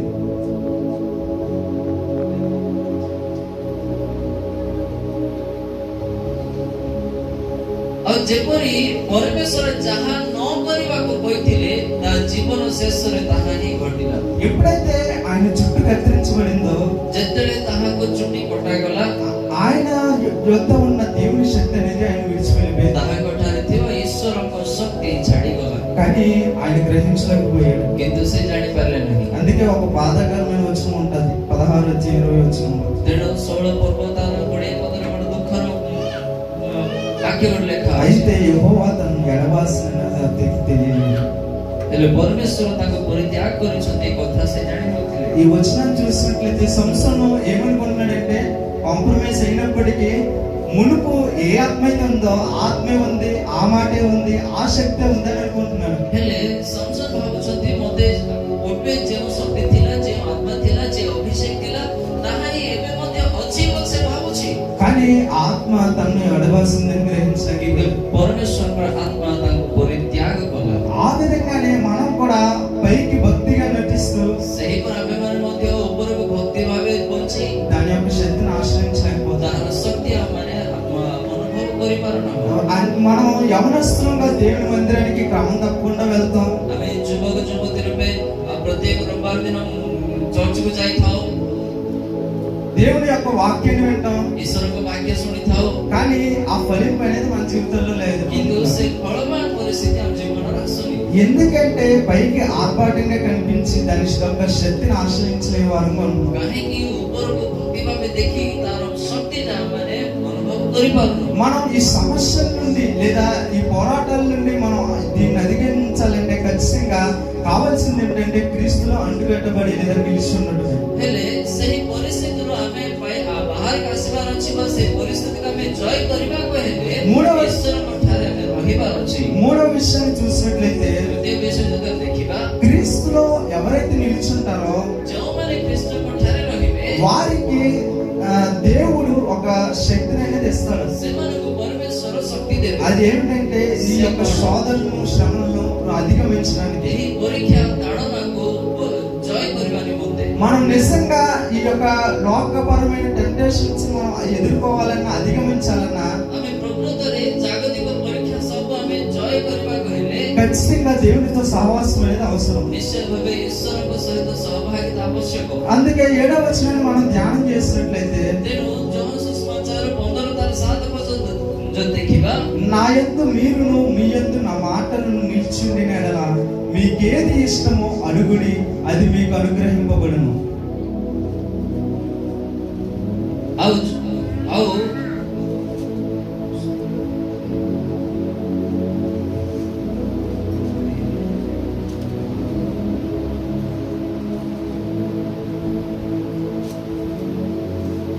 ଯଦି ତୁମ୍ଭେମାନେ ମୋ ଠାରେ ରୁହ ଆଉ ମୋର ବାକ୍ୟ ତୁମ୍ଭମାନଙ୍କ ଠାରେ ରୁହେ, ତାହେଲେ ଯେକୌଣସି ବିଷୟ ଇଚ୍ଛା କର ତାହା ମାଗ, ଆଉ ତୁମ୍ଭମାନଙ୍କ ନିମନ୍ତେ ତାହା ସାଧିତ ହେବ। ఇక్కడ మనం పరిశీలించినట్లయితే ఆయన సహవాసం గురించి మాట్లాడుతున్నాడు. ଏଠି ଯଦି ପରୀକ୍ଷା କରିବା ସୌଭାଗ୍ୟ ନିମନ୍ତେ ସେ କଥା ହଉଛନ୍ତି। మరి ప్రాముఖ్యంగా దేవుడు మాట్లాడేది ఏంటంటే ఆయన వాక్యంతో అంటుకట్టబడి లేదా ఆయన వాక్యంలో నిలిచి ఉండాలని. ଆଉ ମୁଖ୍ୟ ଭାବେ ସେ କହୁଛନ୍ତି ତାହାଙ୍କ ବାକ୍ୟ ଠାରେ ରହିବାକୁ। నీవు విశ్వాసంలో స్థిరపడి విశ్వాసంలో ముందుకు కొనసాగింపబడాలంటే ఖచ్చితంగా ఆయన వాక్యం అనేది నీలో ఉండాలి. ଆମେ ବିଶ୍ୱାସରେ ଯଦି ବୃଦ୍ଧି ପାଇବାକୁ ହେଲେ ତାହାଙ୍କ ବାକ୍ୟ ଆମମାନଙ୍କ ଠାରେ ରହିବାର ଅଛି। దేనికి దేవుడు వాక్యం కావాలంటే କଣ ପାଇଁ ଈଶ୍ୱରଙ୍କ ବାକ୍ୟ ଆମକୁ ଆବଶ୍ୟକ? దేవుడి వాక్యం మనల్ని పాపంలోనికి పడిపోకుండా కాపాడుతుంది. ଈଶ୍ୱରଙ୍କ ବାକ୍ୟ ଆମେମାନେ ପାପରୁ ନ ପଡୁను ଆମମାନଙ୍କୁ ତାହା ଉଦ୍ଧାର କରିବ। అందుకని కీర్తనకారుడు అనేక మార్లు మాట్లాడుతూ వస్తాడు. ତେଣୁ ଗୀତ ସଂଗୀତ ଲେଖକ କହନ୍ତି, ଅନେକ ସମୟ ଲେଖନ୍ତି, ఆయన వాక్యం మన జీవితాలకు వెలిగే ఉందని, ତାହାଙ୍କ ବାକ୍ୟ ଆମମାନଙ୍କୁ ଆଲୋକ, పాదములకు దీపమని ଆମ ଚରଣକୁ ଦୀପ ଅଟେ। అనేక విషయాలు మనం చూడగలుగుతాం ସେହି బైబిల్లో. ବାକ୍ୟ ଯାକ ଆମେ ଦେଖିପାରିବା। అయితే మనం యోసేపు యొక్క విజయాన్ని కనుక మనం ఆలోచన చేసినట్లయితే యోసేపుకు విజయకు ଯଦି ଆମେ ଦେଖିବା, యోసేపు యొక్క విజయం ఏ విధంగా పొందుకున్నాడంటే ఆయన శ్రమను ఎదుర్కొనే వాడుగా ఉన్నాడు. ଯୋସେଫ ସେହି ପରୀକ୍ଷା ସବୁ ଜୟ କରିବା ବ୍ୟକ୍ତି ପରି ଦେଖିପାରିବା। ఆయన ఎందుకు ఈ శ్రమల్ని అధిగమించాడంటే କାହିଁକି এই ତାଡ଼ନା ସବୁ ସେ ଜୟ କରିପାରିଲେ? ఆయనలో దేవుడి యొక్క నిబంధన, దేవుడి యొక్క ధర్మశాస్త్రము తన హృదయంలో ఉంచుకున్నాడు. ତାହାଙ୍କ ଠାରେ ଈଶ୍ୱରଙ୍କ ବାକ୍ୟ ବା ଈଶ୍ୱରଙ୍କ ସେହି ବ୍ୟବସ୍ଥା ରହିଅଛି। దేవుడి వాక్యము తన యొక్క హృదయంలో ఉన్నది కనుక ఆయన జయించగలిగాడు. ଈଶ୍ୱରଙ୍କ ବାକ୍ୟ ତା ହୃଦୟରେ ବାସ କରୁଅଛି, ତେଣୁ ସେ ଜୟ କରିପାରିଲେ। మన యోసేపు యొక్క జీవితంలో దేవుడి వాక్యం ఉందని మనం ఎలా గ్రహించగలుగుతామంటే ହେଲେ ଯୋସେଫଙ୍କ ହୃଦୟରେ ଈଶ୍ୱରଙ୍କ ବାକ୍ୟ ଅଛି ବୋଲି ଆମେ କିପରି ଜାଣିପାରିବା? ముందుగా మనం వాక్య భాగం చదివింది ఆయన పాపాన్ని ఏ విధంగా చూశాడంటే అది కంప్లీట్ గా దేవునికి వ్యతిరేకమైన హేయమైన పనిగా ఆయన పరిగణించాడు. ସେ ସର୍ବପ୍ରଥମେ ପାପକୁ କିପରି ଦେଖୁଛନ୍ତି କହିଲେ ପରମେଶ୍ୱରଙ୍କ ସମ୍ପୂର୍ଣ୍ଣ ବିପରୀତ କାର୍ଯ୍ୟ ବୋଲି ସେ ଦେଖିଲେ। ఎందుకు ఆ విషయాన్ని ఆయన గ్రహించగలిగాడంటే యోసేపు యొక్క జీవితంలో దేవుడి వాక్యం ఉన్నది కనుక. କାହିଁକି ତାହା ସେ ଜାଣିପାରିଲେ ଈଶ୍ୱରଙ୍କ ବାକ୍ୟ ଯୋସେଫଙ୍କ ଠାରେ ବାସ କରୁଛି। ତେଣୁ దేవుడి యొక్క వాక్యం యోసేపు జీవితంలో ఉన్నది కనుక పాపానికి ప్రతిగా ఆయన పరిశుద్ధతను ఎన్నుకున్నాడు. ଯୋସେଫଙ୍କ ଜୀବନରେ ବାକ୍ୟ ବାସ କରୁଛି, ଏଥିପାଇଁ ସେ ଅପବିତ୍ର ଠାରୁ ପବିତ୍ରତାକୁ ସେ ଚୟନ କଲେ।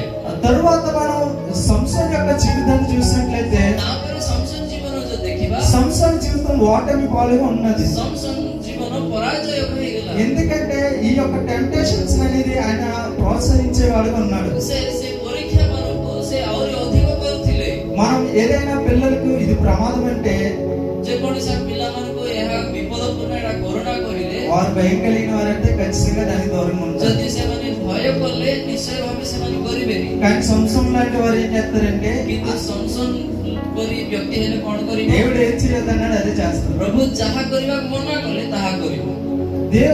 మనం ఈ విషయాన్ని కనుక మనం ఆలోచన చేసినట్లయితే ଏହି ବିଷୟ ଯଦି ଆମେ ଚିନ୍ତା କରିବା ఆయన ఏ శోధనతో లేదా ఏ పాపంతో అయితే సంసోను జీవించాడు ఆడుకున్నాడో సంసన్ ଯେଉଁ ପାପ ସହିତ ରହିଲେ ଯେଉଁ ପରୀକ୍ଷା ସହିତ ସେ అదే పాపము తన స్థితిని అనేది పతనానికి తీసుకెళ్ళిపోయింది. ସେହି ପାପ ହିଁ ତାକୁ ପତନ ସ୍ଥିତିକୁ ନେଇଗଲା। కనుక పరిశుద్ధాత్మ దేవుడు ఈ దినాన సంసోను యొక్క జీవితాన్ని యోసేపు యొక్క జీవితాన్ని మన ముందు పెట్టాడు. ତେଣୁ ଆଜି ପରମେଶ୍ୱର సంసନ ଓ ଯୋସେଫ ଏ ଦି ଜଣଙ୍କ ଜୀବନ ଆମ ସମ୍ମୁଖରେ ରଖିଲେ। దేవుడు తన పోలికగా మనల్ని నిర్మించుకున్నాడు. ପରମେଶ୍ୱର ତାଙ୍କ ସାଦୃଶ୍ୟରେ ଆମମାନଙ୍କୁ ନିର୍ମାଣ କଲେ। ఆయనతో అంటుకట్టబడాలని, ତାଙ୍କ ସହିତ ରହିବାକୁ, ఆయన యొక్క నిలిచి ఉండాలని, ତାଙ୍କ ଠାରେ ରହିବାକୁ, ఆయన వాక్యాన్ని మనం వినాలని, ତାଙ୍କ ବାକ୍ୟ ଶୁଣିବାକୁ, విన్నదాన్ని మనం మన జీవితాల్లో అన్వయించుకోవాలని, ସେହି ଶୁଣିବା ବାକ୍ୟ ଆମ ଜୀବନରେ ପୂର୍ଣ୍ଣ କରିବାକୁ అది దేవుని యొక్క చిత్తమై ఉంది. ତାହା ଈଶ୍ୱରଙ୍କ ଇଚ୍ଛା ଅଟେ।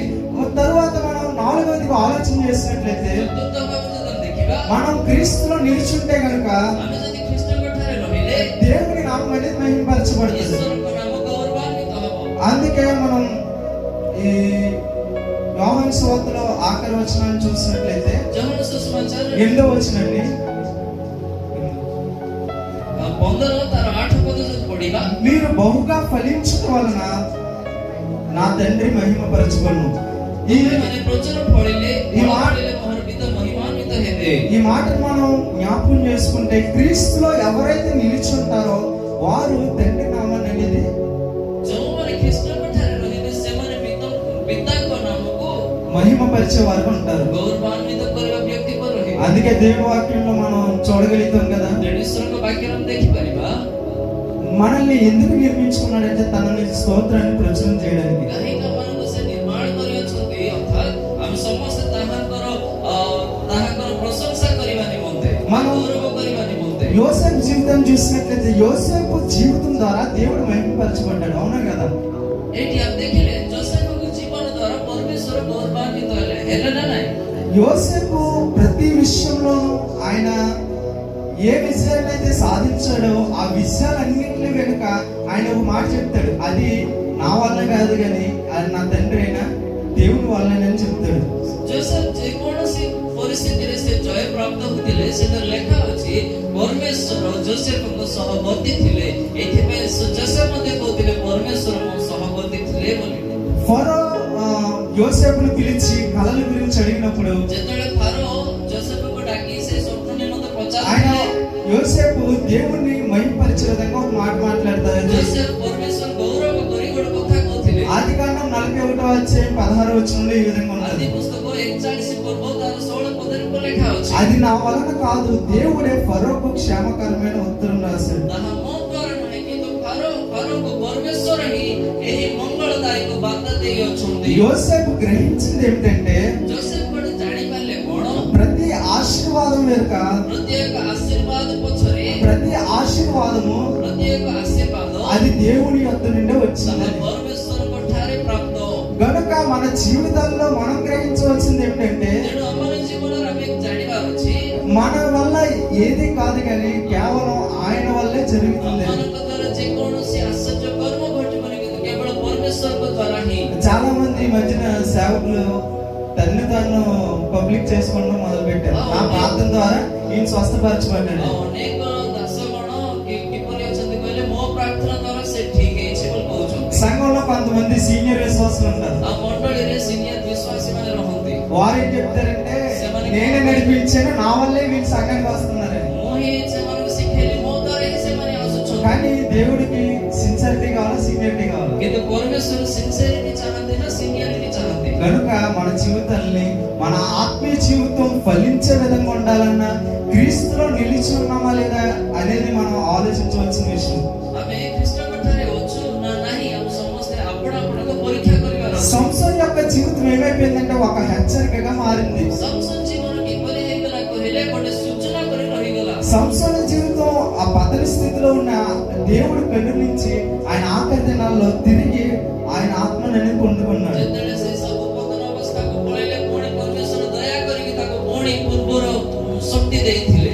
ఈ యొక్క విషయాన్ని జరగడానికి లేదా సంసోను పతనం అవడానికి గల కారణం ఏంటంటే এই ସବୁ ଘଟିବାର ଗୋଟେ କାରଣ କଣ କହିଲେ ఆయన ఆత్మీయతలో కాంప్రమైజ్ అనేది అయిపోయింది. ସେ ଆତ୍ମୀୟ ଜୀବନରେ ସବୁ ବିଷୟକୁ ରାଜି ହେଇଯାଉଥିଲେ। దేవుడి యొక్క చిత్తం సంసోను పట్ల ఏమైందంటే ଈଶ୍ୱରଙ୍କ ଉଦ୍ଦେଶ୍ୟ ସଂସୋନ ପ୍ରତି କଣ ଥିଲା? ఇశ్రాయేలుకు ఒక ప్రభావితంగా ఉంచాలని, ଇସ୍ରାଏଲ ଲୋକମାନଙ୍କର ଗୋଟେ ସାଦୃଶ୍ୟ ଭାବେ ରଖିବାକୁ ଆଦର୍ଶ ଭାବେ ରଖିବାକୁ కానీ ఆయన జీవితం ఏమైపోయిందంటే କିନ୍ତୁ ତା ଜୀବନ କଣ ହେଇଗଲା?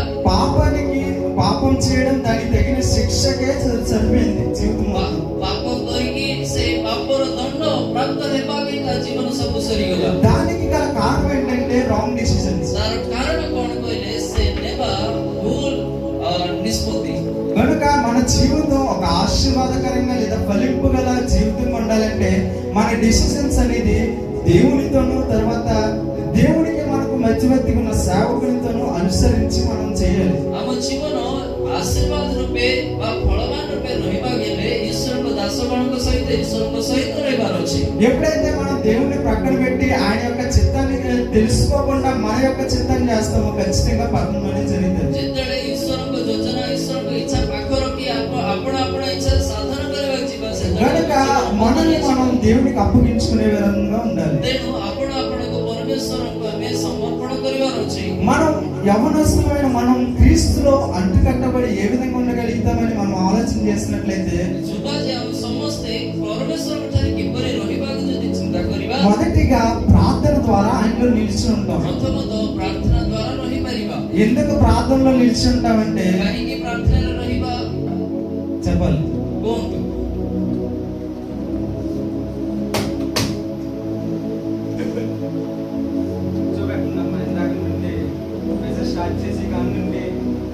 ଏ ଝିଅ ବସେ, ଏ ଝିଅ ప్రార్థన అనేది ପ୍ରାର୍ଥନା ଅର୍ଥାତ୍ క్రీస్తులో నిలిచి ఉండడానికి సహకరిస్తుంది. ଖ୍ରୀଷ୍ଟଙ୍କ ଠାରେ ରହିବା। అయితే ఏ విధంగా ఎందుకు ప్రార్థన ద్వారా మనం క్రీస్తులో నిలిచి ఉంటాం? କାହିଁକି ଆମେ ପ୍ରାର୍ଥନା ଦ୍ୱାରା ଖ୍ରୀଷ୍ଟଙ୍କ ଠାରେ ରହିବା? କିପରି ଆମେ ପ୍ରାର୍ଥନା ଦ୍ୱାରା ଖ୍ରୀଷ୍ଟଙ୍କ ଠାରେ ప్రార్థన ఎందుకు చేయాలి? మనం ଆମେ କାହିଁକି ପ୍ରାର୍ଥନା କରିବାର ଅଛି? మీరు ఎవరు ప్రార్థన చేయరా? ପ୍ରାର୍ଥନା କିଏ କରିବେନି କି ଆପଣଙ୍କ ମଧ୍ୟରେ?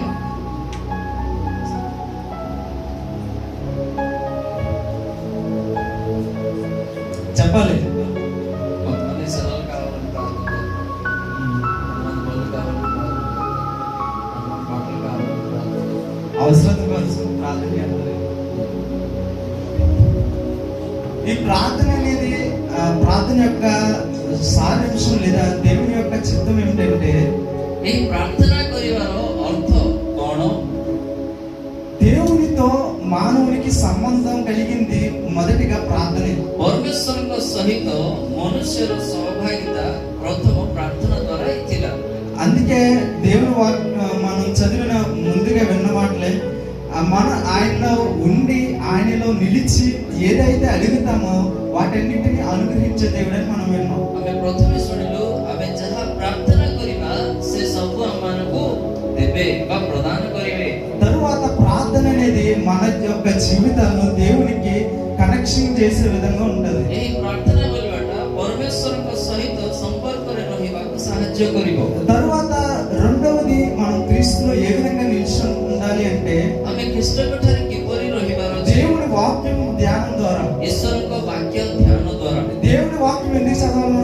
ଈଶ୍ୱରଙ୍କ ବାକ୍ୟ କାହିଁକି ପଢିବା? ସମସ୍ତେ କୁହନ୍ତୁ, ପାଟି ଖୋଲି କୁହନ୍ତୁ, ଆମେ ବାକ୍ୟ କାହିଁକି ପଢିବା?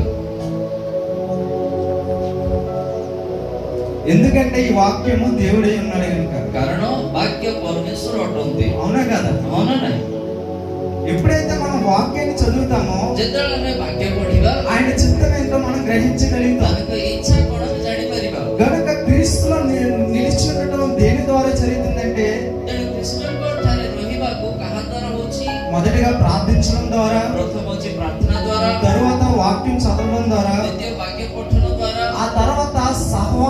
కూడికల ద్వారా, ତାପରେ ଏହିପରି ସହଭାଗିତା ପ୍ରାର୍ଥନା ଦ୍ୱାରା ఎప్పుడైతే సహవాస కూడికలు జరుగుతాయో ଯେତେବେଳେ ଏହି ସହଭାଗିତା ପ୍ରାର୍ଥନା ସବୁ ହବ ఆ సమయంలో దేవుని సేవకుడు మన ఆత్మీయ జీవితాలు బలపడలాగిన ఆయన దేవుని వాక్యాన్ని అనేది అందిస్తాడు. ସେହି ସମୟରେ ଆମ ଆତ୍ମୀୟ ଜୀବନକୁ ଯାହା ଆବଶ୍ୟକ ଈଶ୍ୱରଙ୍କ ଦାସଙ୍କ ଦ୍ୱାରା ପରମେଶ୍ୱର ଆମ ସହିତ କଥା କହିବେ। మనం ఎప్పుడైతే ఆ వాక్యాన్ని వింటామో ଯେତେବେଳେ ସେହି ବାକ୍ୟ ଆମେ ଶ୍ରବଣ କରିବା దేవుడి యొక్క చిత్తం అనేది మనలో ఉందా లేదా, ఆయనలో నిలిచున్నామా లేదా అనేది మనకు అర్థమవుద్ది. ଈଶ୍ୱରଙ୍କ ଠାରେ ଆମେ ଅଛୁ ନା ନାହିଁ ତାହା ଦ୍ୱାରା ଆମେ ଜାଣିପାରିବା। తరువాత దేవుని చిత్తంలో ఉండాలంటే ତାପରେ ଈଶ୍ୱରଙ୍କ ଇଚ୍ଛାରେ ରହିବାକୁ ହେଲେ మనం విన్న వాక్యాన్ని మన జీవితంలోకి అన్వయించుకోవాలి. ଆମେ ଶୁଣିବା ବାକ୍ୟ ଆମ ନିଜ ଜୀବନରେ ତାହା କାର୍ଯ୍ୟ କରିବାକୁ ପଡିବ। ఆ విధంగా మనం చేస్తున్నామని నేను ప్రశ్నిస్తే ఒక్కరి దగ్గర కూడా సమాధానం ఉండదు. ସେହିପରି କରୁଛୁ ନା ନାହିଁ ବୋଲି ଯଦି ପ୍ରଶ୍ନ କଲେ ଜଣେ ଦି ଜଣ ମଧ୍ୟ ତାହାର ଉତ୍ତର ଦେଇପାରିବେନି। మనం విన్న వాక్యాన్ని మన జీవితాల్లో ఆత్మీయతకు వర్ధిల్లాలన్నా లేదా శారీరకంగా మనకు కావాల్సింది పొందాలన్నా దేవుడి యొక్క చిత్తం తెలుసుకోవాలన్నా దేవుడి యొక్క వాక్యాన్ని మన జీవితంలో ఎప్పుడైతే అన్వయించుకుంటామో అప్పుడే మన జీవితం మారుతాయి. ଆମେ ପରମେଶ୍ୱରକୁ ପ୍ରେମ କରୁଛୁ, ପରମେଶ୍ୱରଙ୍କ ଇଚ୍ଛା ସାଧନ କରୁଛୁ ନା ନାହିଁ ଏ ସବୁ ଯାକ ଆମେ ଜାଣିବାକୁ ହେଲେ ଈଶ୍ୱରଙ୍କ ବାକ୍ୟ ଆମ ଠାରେ ରହିଛି ନା ନାହିଁ ଆମେ ଦେଖିବାକୁ ପଡିବ। దేవుడి వాక్యాన్ని మనం ఎప్పుడైతే విధేయం అవుతామో అప్పుడే మన జీవితాలు క్రీస్తులో సంపూర్ణంగా నిలిచున్నదని అర్థం. ଯେତେବେଳେ ଖ୍ରୀଷ୍ଟଙ୍କ ବାକ୍ୟକୁ ଆମେ ବଶୀଭୂତ ହେବା ତେବେ ହିଁ ଈଶ୍ୱରଙ୍କ ଠାରେ ଆମେ ରହିପାରିବା, ଫଳବାନ ହେଇପାରିବା। ఆఖరిగా క్రీస్తులో నిలిచి ఉండడానికి ఒక ప్రాముఖ్యమైనది ఏమిటంటే ଆଉ ଶେଷରେ ଖ୍ରୀଷ୍ଟଙ୍କ ଠାରେ ରହିବାକୁ ଗୁରୁତ୍ୱପୂର୍ଣ୍ଣ ବିଷୟ ଗୋଟେ ଅଛି, పరిశుద్ధత కలిగి జీవించడం. ପବିତ୍ରତାରେ ବଞ୍ଚିବା। అది చాలా ప్రాముఖ్యమైనది. ତାହା ବହୁତ ଗୁରୁତ୍ୱପୂର୍ଣ୍ଣ ଅଟେ। పరిశుద్ధత కావాలంటే ପବିତ୍ରତା ଆବଶ୍ୟକ ହେଲେ మనం ప్రార్థించాలి, ଆମେ ପ୍ରାର୍ଥନା କରିବାର ଅଛି, దేవుని వాక్యాన్ని చదవాలి, దేవుଙ୍କ ବାକ୍ୟ ପଢିବାର ଅଛି, మనం సహవాసం కలిగి ఉండాలి, ସୌଭାଗ୍ୟରେ ରହିବାର ଅଛି, దేవుని వాక్యానికి విధేయత చూపించాలి. ଈଶ୍ୱରଙ୍କ ବାକ୍ୟକୁ ବଶୀଭୂତ ହେବାର ଅଛି।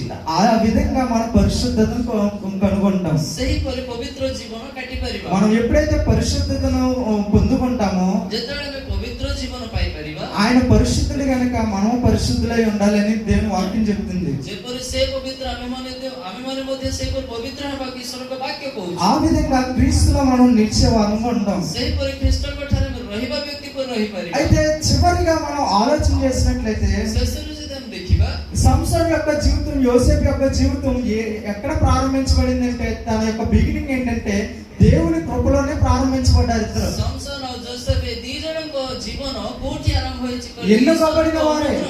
ଈଶ୍ୱରଙ୍କ ଅନୁଗ୍ରହରେ ସେମାନେ ଆରମ୍ଭ କଲେ। ଦି ଜଣ ମଧ୍ୟ ମନୋନୀତ ହେଇଥିଲେ, ఎన్నుకోబడిన వారే. ଦି ଜଣ ମନୋନୀତ ହେଇଛନ୍ତି। వారి యొక్క ఎంపిక అనేది వారి గమ్యాన్ని చేర్చే విధంగా ఉంది. ସେମାନଙ୍କ ମନୋନୀତ ସେମାନେ ଗନ୍ତବ୍ୟ ସ୍ଥାନକୁ ନେବାକୁ ଥିଲା। యోసేపు జీవితాన్ని చూసినట్లయితే ఆయన క్రీస్తులో అంటుకట్టబడి ఉన్నాడు. ଜୋସେଫଙ୍କ ଜୀବନ ଦେଖିଲେ ସେ ପରମେଶ୍ୱରଙ୍କ ଠାରେ ଥିଲେ। అది ఏ విధంగా మనం చూడగలుగుతాం? ତାହାକୁ ଆମେ କିପରି ଦେଖିପାରିବା? దేవుడు ఆయన నమ్మాడు గనుక, ପରମେଶ୍ୱର ତାହାକୁ ଯେହେତୁ ସେ ପରମେଶ୍ୱରକୁ ବିଶ୍ୱାସ କଲେ, దేవుని యొక్క ధర్మశాస్త్రాన్ని ఆయన విధేయుడయ్యాడు గనుక, ସେ ପରମେଶ୍ୱରଙ୍କର ବ୍ୟବସ୍ଥାକୁ ସେ ବଶୀଭୂତ ହେଲେ, ఆయన విశ్వాసంలో నిలిచాడు గనుక ସେ ବିଶ୍ୱାସରେ ଠିଆ ହେଲେ, ఆయన ఒక ఫలవంతమైన వ్యక్తిగా మనం ସେ చూడగలుగుతాం. ଗୋଟେ ଫଳବାନ ବ୍ୟକ୍ତି ପରମାନେ ଦେଖିପାରିବା। సంసోను యొక్క జీవితాన్ని చూసినట్లయితే సంసోన్ ଜୀବନ ଯଦି ଦେଖିବା ఆయన తన సొంత ఆలోచనలు, శరీర కోరికలను వెంబడించాడు. ସେ ନିଜ ଇଚ୍ଛା ବା ଶରୀର କାର୍ଯ୍ୟ ଆଡ଼େ ସେ ଚାଲିଗଲେ। ఆయన జీవితంలో ఎక్కువ మనం చూసి రాజీ పడటం. ସେ ତା ଜୀବନରେ ଆମେ ସବୁ ଦେଖିଲୁ ସେ ପ୍ରତ୍ୟେକ ପରିସ୍ଥିତିକୁ ସେ ରାଜି ହଉଛନ୍ତି। అందుకే దేవుని యొక్క శక్తిని కోల్పోయాడు, ఆయన ఎడబాసేవాడుగా మనం చూడగలుగుతాం. ଈଶ୍ୱରଙ୍କ ଶକ୍ତିକୁ ହରାଇଲେ, ଈଶ୍ୱରଙ୍କ ଅଭିଷେକ ମଧ୍ୟ ସେ ହରାଇଲେ। కనుక ఈ ఉదయకాల సమయంలో, ఈ మధ్యాహ్న కాల వేళ దేవుడు నీతో నాతో మాట్లాడుతున్న మాట ఏంటంటే నా యందు నిలిచియుండుడి. ମଧ୍ୟାହ୍ନ କାଳ ସମୟରେ ପରମେଶ୍ୱର କଥା ହଉଛନ୍ତି। ఎవరైతే క్రీస్తుతో సంబంధం కలిగి జీవిస్తారో ଯେଉଁମାନେ ଖ୍ରୀଷ୍ଟଙ୍କ ଠାରେ ରହିବେ వారు క్రీస్తులో నిలిచిన వారిగా మనం చూడగలుగుతాం. ସେମାନେ ଖ୍ରୀଷ୍ଟଙ୍କ ଠାରେ ରହିବା ବ୍ୟକ୍ତି ପରି ଦେଖିବା। అయితే చెట్టు తీగే తరువాత ద్రాక్షవల్లితో ఏ విధంగా అయితే అంటుకట్టబడుతుందో, ଯେପରି ଦ୍ରାକ୍ଷାଲତାରେ ଶାଖା ଯେପରି ରହିବ, మన ఆత్మీయ జీవితం ఫలవంతంగా ఉండాలంటే మనం దేవుడితో ఉంటే సరిపోతుంది. ଆମ ଆତ୍ମୀୟ ଜୀବନ ମଧ୍ୟ ପରମେଶ୍ୱରଙ୍କ ସହିତ ରହିବାକୁ ହେଲେ ପରମେଶ୍ୱରଙ୍କ ସହିତ ରହିଲେ మనం సజీవ సంబంధం కలిగి ఎప్పుడైతే ఉంటామో దాని ద్వారానే మన ఆత్మీయ జీవితం ఫలవంతంగా మారుతుంది. ଆମେ ଯେତେବେଳେ ସଜୀବ ଭାବେ ତୁମ୍ଭେ ଜୀବିତ ରହିକି ତାଙ୍କ ଠାରେ ରହିବା ତେବେ ହିଁ ତାହା ଫଳବାନ ହେଇପାରିବ। ఇక్కడ కూడి ఉన్న యవన జనాంగమా, ଏଠାରେ ରହିଥିବା ପ୍ରତ୍ୟେକ ଯୁବା ଯୁବତୀ దేవుడు మాట్లాడుతున్న మాట ఏమిటంటే నీవు ఆయన చిత్తంలో బ్రతకాలని, ତୁମ୍ଭେ ତାଙ୍କ ଇଚ୍ଛାରେ ବଞ୍ଚିବାକୁ, తరువాత పాపానికి దూరంగా ఉండాలని, ତାପରେ ପାପରୁ ଦୂର ହେବାକୁ, ఆయన సంపూర్ణంగా నమ్మికించాలని, ତାଙ୍କ ଠାରେ ସମ୍ପୂର୍ଣ୍ଣ ଭାବେ ବିଶ୍ୱାସ ରଖିବାକୁ, ఆయన వాక్యాన్ని ధ్యానించాలని, ଆଉ ତାଙ୍କ ବାକ୍ୟ ଧ୍ୟାନ କରିବାକୁ, ఆయన సహవాసంలో ఉండాలని, ତାହାଙ୍କ ସହଭାଗିତାରେ ରହିବାକୁ, దేవుడి వాక్యానికి విధేయులం అవ్వాలని, ଈଶ୍ୱରଙ୍କ ବାକ୍ୟକୁ ବଶୀଭୂତ ହେବାକୁ, దేవుడి యొక్క పరిశుద్ధతకు మనం ప్రాధాన్యత ఇవ్వాలని ఆయన చిత్తం. ଈଶ୍ୱରଙ୍କ ପବିତ୍ରତାକୁ ଆମେ ପ୍ରାଧାନ୍ୟତା ଦେବାର ଅଛି। కనుక మనం ఆయన చిత్తాన్ని చేస్తున్నామా లేదని మనం ତେଣୁ పరిశీలించుకోవాలి. ଆମେମାନେ ତାଙ୍କ ଇଚ୍ଛା ସାଧନ କରୁଛୁ ନା ନାହିଁ ଆମେ ଦେଖିବାକୁ ପଡିବ। మనల్ని మనం ప్రశ్నించుకోవాల్సిన ప్రశ్న ఏంటంటే, ଆପଣ ଆପଣଙ୍କୁ ପରୀକ୍ଷା କରିବା ପ୍ରଶ୍ନ କଣ କହିଲେ? నేను నిజంగా క్రీస్తులో నిలిచున్నానా? ମୁଁ କଣ ପ୍ରକୃତରେ ଖ୍ରୀଷ୍ଟଙ୍କ ଠାରେ ଅଛି କି? నేను దేవుడితో ప్రతిదినం నా సమయాన్ని దేవుడితో కేటాయిస్తున్నానా? ମୋ ସମୟ ମୁଁ ପରମେଶ୍ୱରଙ୍କ ଠାରେ ମୁଁ ବିତଉଛି କି? నేను సంసోను వలె ఉంటున్నానా లేదా యోసేపు వలె నా జీవితం కొనసాగుతుందని ମୁଁ మనం କଣ ఆలోచించుకోవాలి. ସଂସଦ ପରି ଅଛି ନା ଜୋସେଫ ପରି ମୁଁ ପରମେଶ୍ୱରଙ୍କ ଠାରେ ଜୀବନ ବିତଉଛି? ఒకవేళ నా జీవితంలో నీ జీవితంలో ఏదైనా కాంప్రమైజ్ అయ్యే సిచ్యువేషన్స్ ఎదురవుతున్నాయి అనేది మనం పరీక్షించుకోవాలి. ମୋ ଜୀବନରେ କଣ ମୁଁ ପ୍ରତ୍ୟେକ ପରିସ୍ଥିତି ରାଜି ହେଇଯାଉଛି ନା ତାହାକୁ ମୁଁ ଜୟ କରୁଛି, ତାହା ମଧ୍ୟ ଆମେ ନିଜକୁ ପରୀକ୍ଷା କରିବାର ଅଛି। పరిశుద్ధాత్ముడు మాట్లాడుతున్న మాట ఏమిటంటే, ପବିତ୍ର ଆତ୍ମା କଥା ହଉଛନ୍ତି ఆయన ఎందుకు మనం నిలిచి ఉండాలని, ତାହାଙ୍କ ଠାରେ ଆମେ ରହିବାର ଅଛି। అయితే ఆయన వాక్యం తెలిసిన వారమే, ఆయన ప్రార్థించడం, ఆయనకు ఏ విధంగా ప్రార్థించాలో తెలిసిన వారమే, అయినప్పటికీ మన జీవితాల్లో ఫలింపు అనేది లేదు. ତାହାକୁ କିପରି ପ୍ରାର୍ଥନା କରିବାର ଅଛି, କିପରି ରହିବାର ଅଛି ଆମେ ସବୁ ଜାଣିଛୁ, କିନ୍ତୁ ଆମ ଜୀବନରେ ଫଳ ପଡୁନି। కనుక మనం ఈ మధ్యాహ్న కాల సమయంలో మనం దేవునికి అప్పగించుకుందాం. ମଧ୍ୟାହ୍ନ କାଳ ସମୟରେ ଆପଣ ଆପଣଙ୍କ ପ୍ରଭୁଙ୍କୁ ଉତ୍ସର୍ଗ ବା ସମର୍ପିତ ହେବା। ఎంతమంది నిజంగా ఆయన యొక్క చిత్తంలో ఆయన ఎందుకు నిలిచి ఉండాలని ఆశపడుతున్నారు? ଆପଣମାନଙ୍କ ମଧ୍ୟରେ କେତେ ଜଣ ତାଙ୍କ ଇଚ୍ଛାରେ ରହିବାକୁ ଚାହୁଁଛନ୍ତି? అంటే వారందరూ మనం మోకరించి దేవుని అడిగిదామా? ସେଇ అయ్యా, ଲୋକ ସମସ୍ତେ ପ୍ରଭୁଙ୍କ ଠାରେ ଆଣ୍ଠୁ ଭାଙ୍ଗି ମାଗିବା। ఎంతకాలం నేను ఏ స్థితిలో రాజీ పడిపోయినా వాటిని నేను క్షమించు. ପ୍ରଭୁ ଏ ସମୟ ପର୍ଯ୍ୟନ୍ତ ମୁଁ କୋଉ ବିଷୟ ମୁଁ ରାଜି ହେଇଯାଇଛି। దేవా, సంసోను జీవితంలో ఆఖరి అవకాశం ఇచ్చావు కదా, ପ୍ରଭୁ సంసోନ ଜୀବନରେ ଶେଷ ସୁଯୋଗ ଦେଇଅଛ। జాలి కలదాయమా, ఈ ఉదయకాల సమయం నాకు కూడా ఒక అవకాశాన్ని ఇవ్వండి. ଏହି ଦୟାମୟ ପରମେଶ୍ୱର ଆଜି ମୋତେ ମଧ୍ୟ ସେହି ସୁଯୋଗ నీతో నిలిచి అనుభవం కలిగి ఉండాలయ్యా. ତୁମ ସହିତ ମୁଁ ରହିବାର ప్రతి ଅଛି। ఒక్కరు మోకాళ్ళ మీద కొద్దాం, ప్రతి ఒక్కరు దేవుని అడిగిదాం. ସମସ୍ତେ ଆଣ୍ଠୁ ଭାଙ୍ଗିବା, ପ୍ରାର୍ଥନା କରିବା। దేవునికి మనల్ని మనం అప్పగించుకునే సమయం. ପରମେଶ୍ୱରଙ୍କୁ ଆପଣ ଆପଣଙ୍କୁ ସମର୍ପିତ କରିବା ସମୟ ଅଟେ। అయ్యా, నీ చిత్తంలో నీ వలె నన్ను మార్చుకున్నావు, ପ୍ରଭୁ ତୁମ୍ଭ ପରି ମୋତେ ପରିବର୍ତ୍ତନ କରିଲ, నీ వలె నన్ను నిర్మించుకున్నావయ్యా. ତୁମ୍ଭ పରି ମୋତେ ନିର୍ମାଣ କରିଅଛ। కానీ నీ రూపాన్ని నేను నా రాజీ పడటం వల్ల నీ రూపాన్ని కోల్పోయాను. କିନ୍ତୁ ତୁମ୍ଭ ସେ ସ୍ୱରୂପକୁ ମୁଁ ହରାଇଲି। దైవమా, నన్ను కృపతో జ్ఞాపకం చేసుకోవా, ପ୍ରଭୁ ଦୟାରେ ମୋତେ ସ୍ମରଣ କର। కనికరించయా. ପ୍ରଭୁ ଦୟା କର। ప్రతి ఒక్కరు మన స్వరాలు తెచ్చి ଆମେ ସମସ୍ତେ ଆପଣ ଆପଣ మన యొక్క పరిస్థితి ఏ విధంగా ఉందో, ଆମ ପରିସ୍ଥିତି କିପରି ଅଛି, మన యొక్క పరిస్థితులు ఏ విధంగా ఉన్నా సరే, ଆମ ପରିସ୍ଥିତି ଯେପରି ଥାଉ కేవలం ఆయనలోనే మనకు జవాబు దొరుకుతుంది. କେବଳ ତାଙ୍କ ଠାରେ ଆମେ ଉତ୍ତର ପାଇପାରିବା। ఈ రాత్రి కాల ఈ మధ్యాహ్న కాల సమయం దేవునికి అప్పగించుకుందామా? ଏ ମଧ୍ୟାହ୍ନ କାଳ ସମୟରେ ଆପଣ ଆପଣ ପରମେଶ୍ୱରଙ୍କୁ ସମର୍ପିତ అయ్యా, କରିବା। నన్ను నీ వలె నిర్మించావు ప్రభా, ପ୍ରଭୁ ତୁମ୍ଭ ପରି ମୋତେ ନିର୍ମାଣ କଲ। నీ రూపాన్ని కోల్పోనయ్యా. ପ୍ରଭୁ ତୁମ ସ୍ୱରୂପକୁ ବା ତୁମ ପ୍ରତିରୂପକୁ ମୁଁ ହରାଇଲି। అయ్యా, దయతో నన్ను జ్ఞాపకం చేసుకోండి. ପ୍ରଭୁ ମୋତେ ଦୟାରେ ସ୍ମରଣ କର। అయ్యా, నేను నీకు హే క్రియలు చేశానయ్యా. ପ୍ରଭୁ ମୁଁ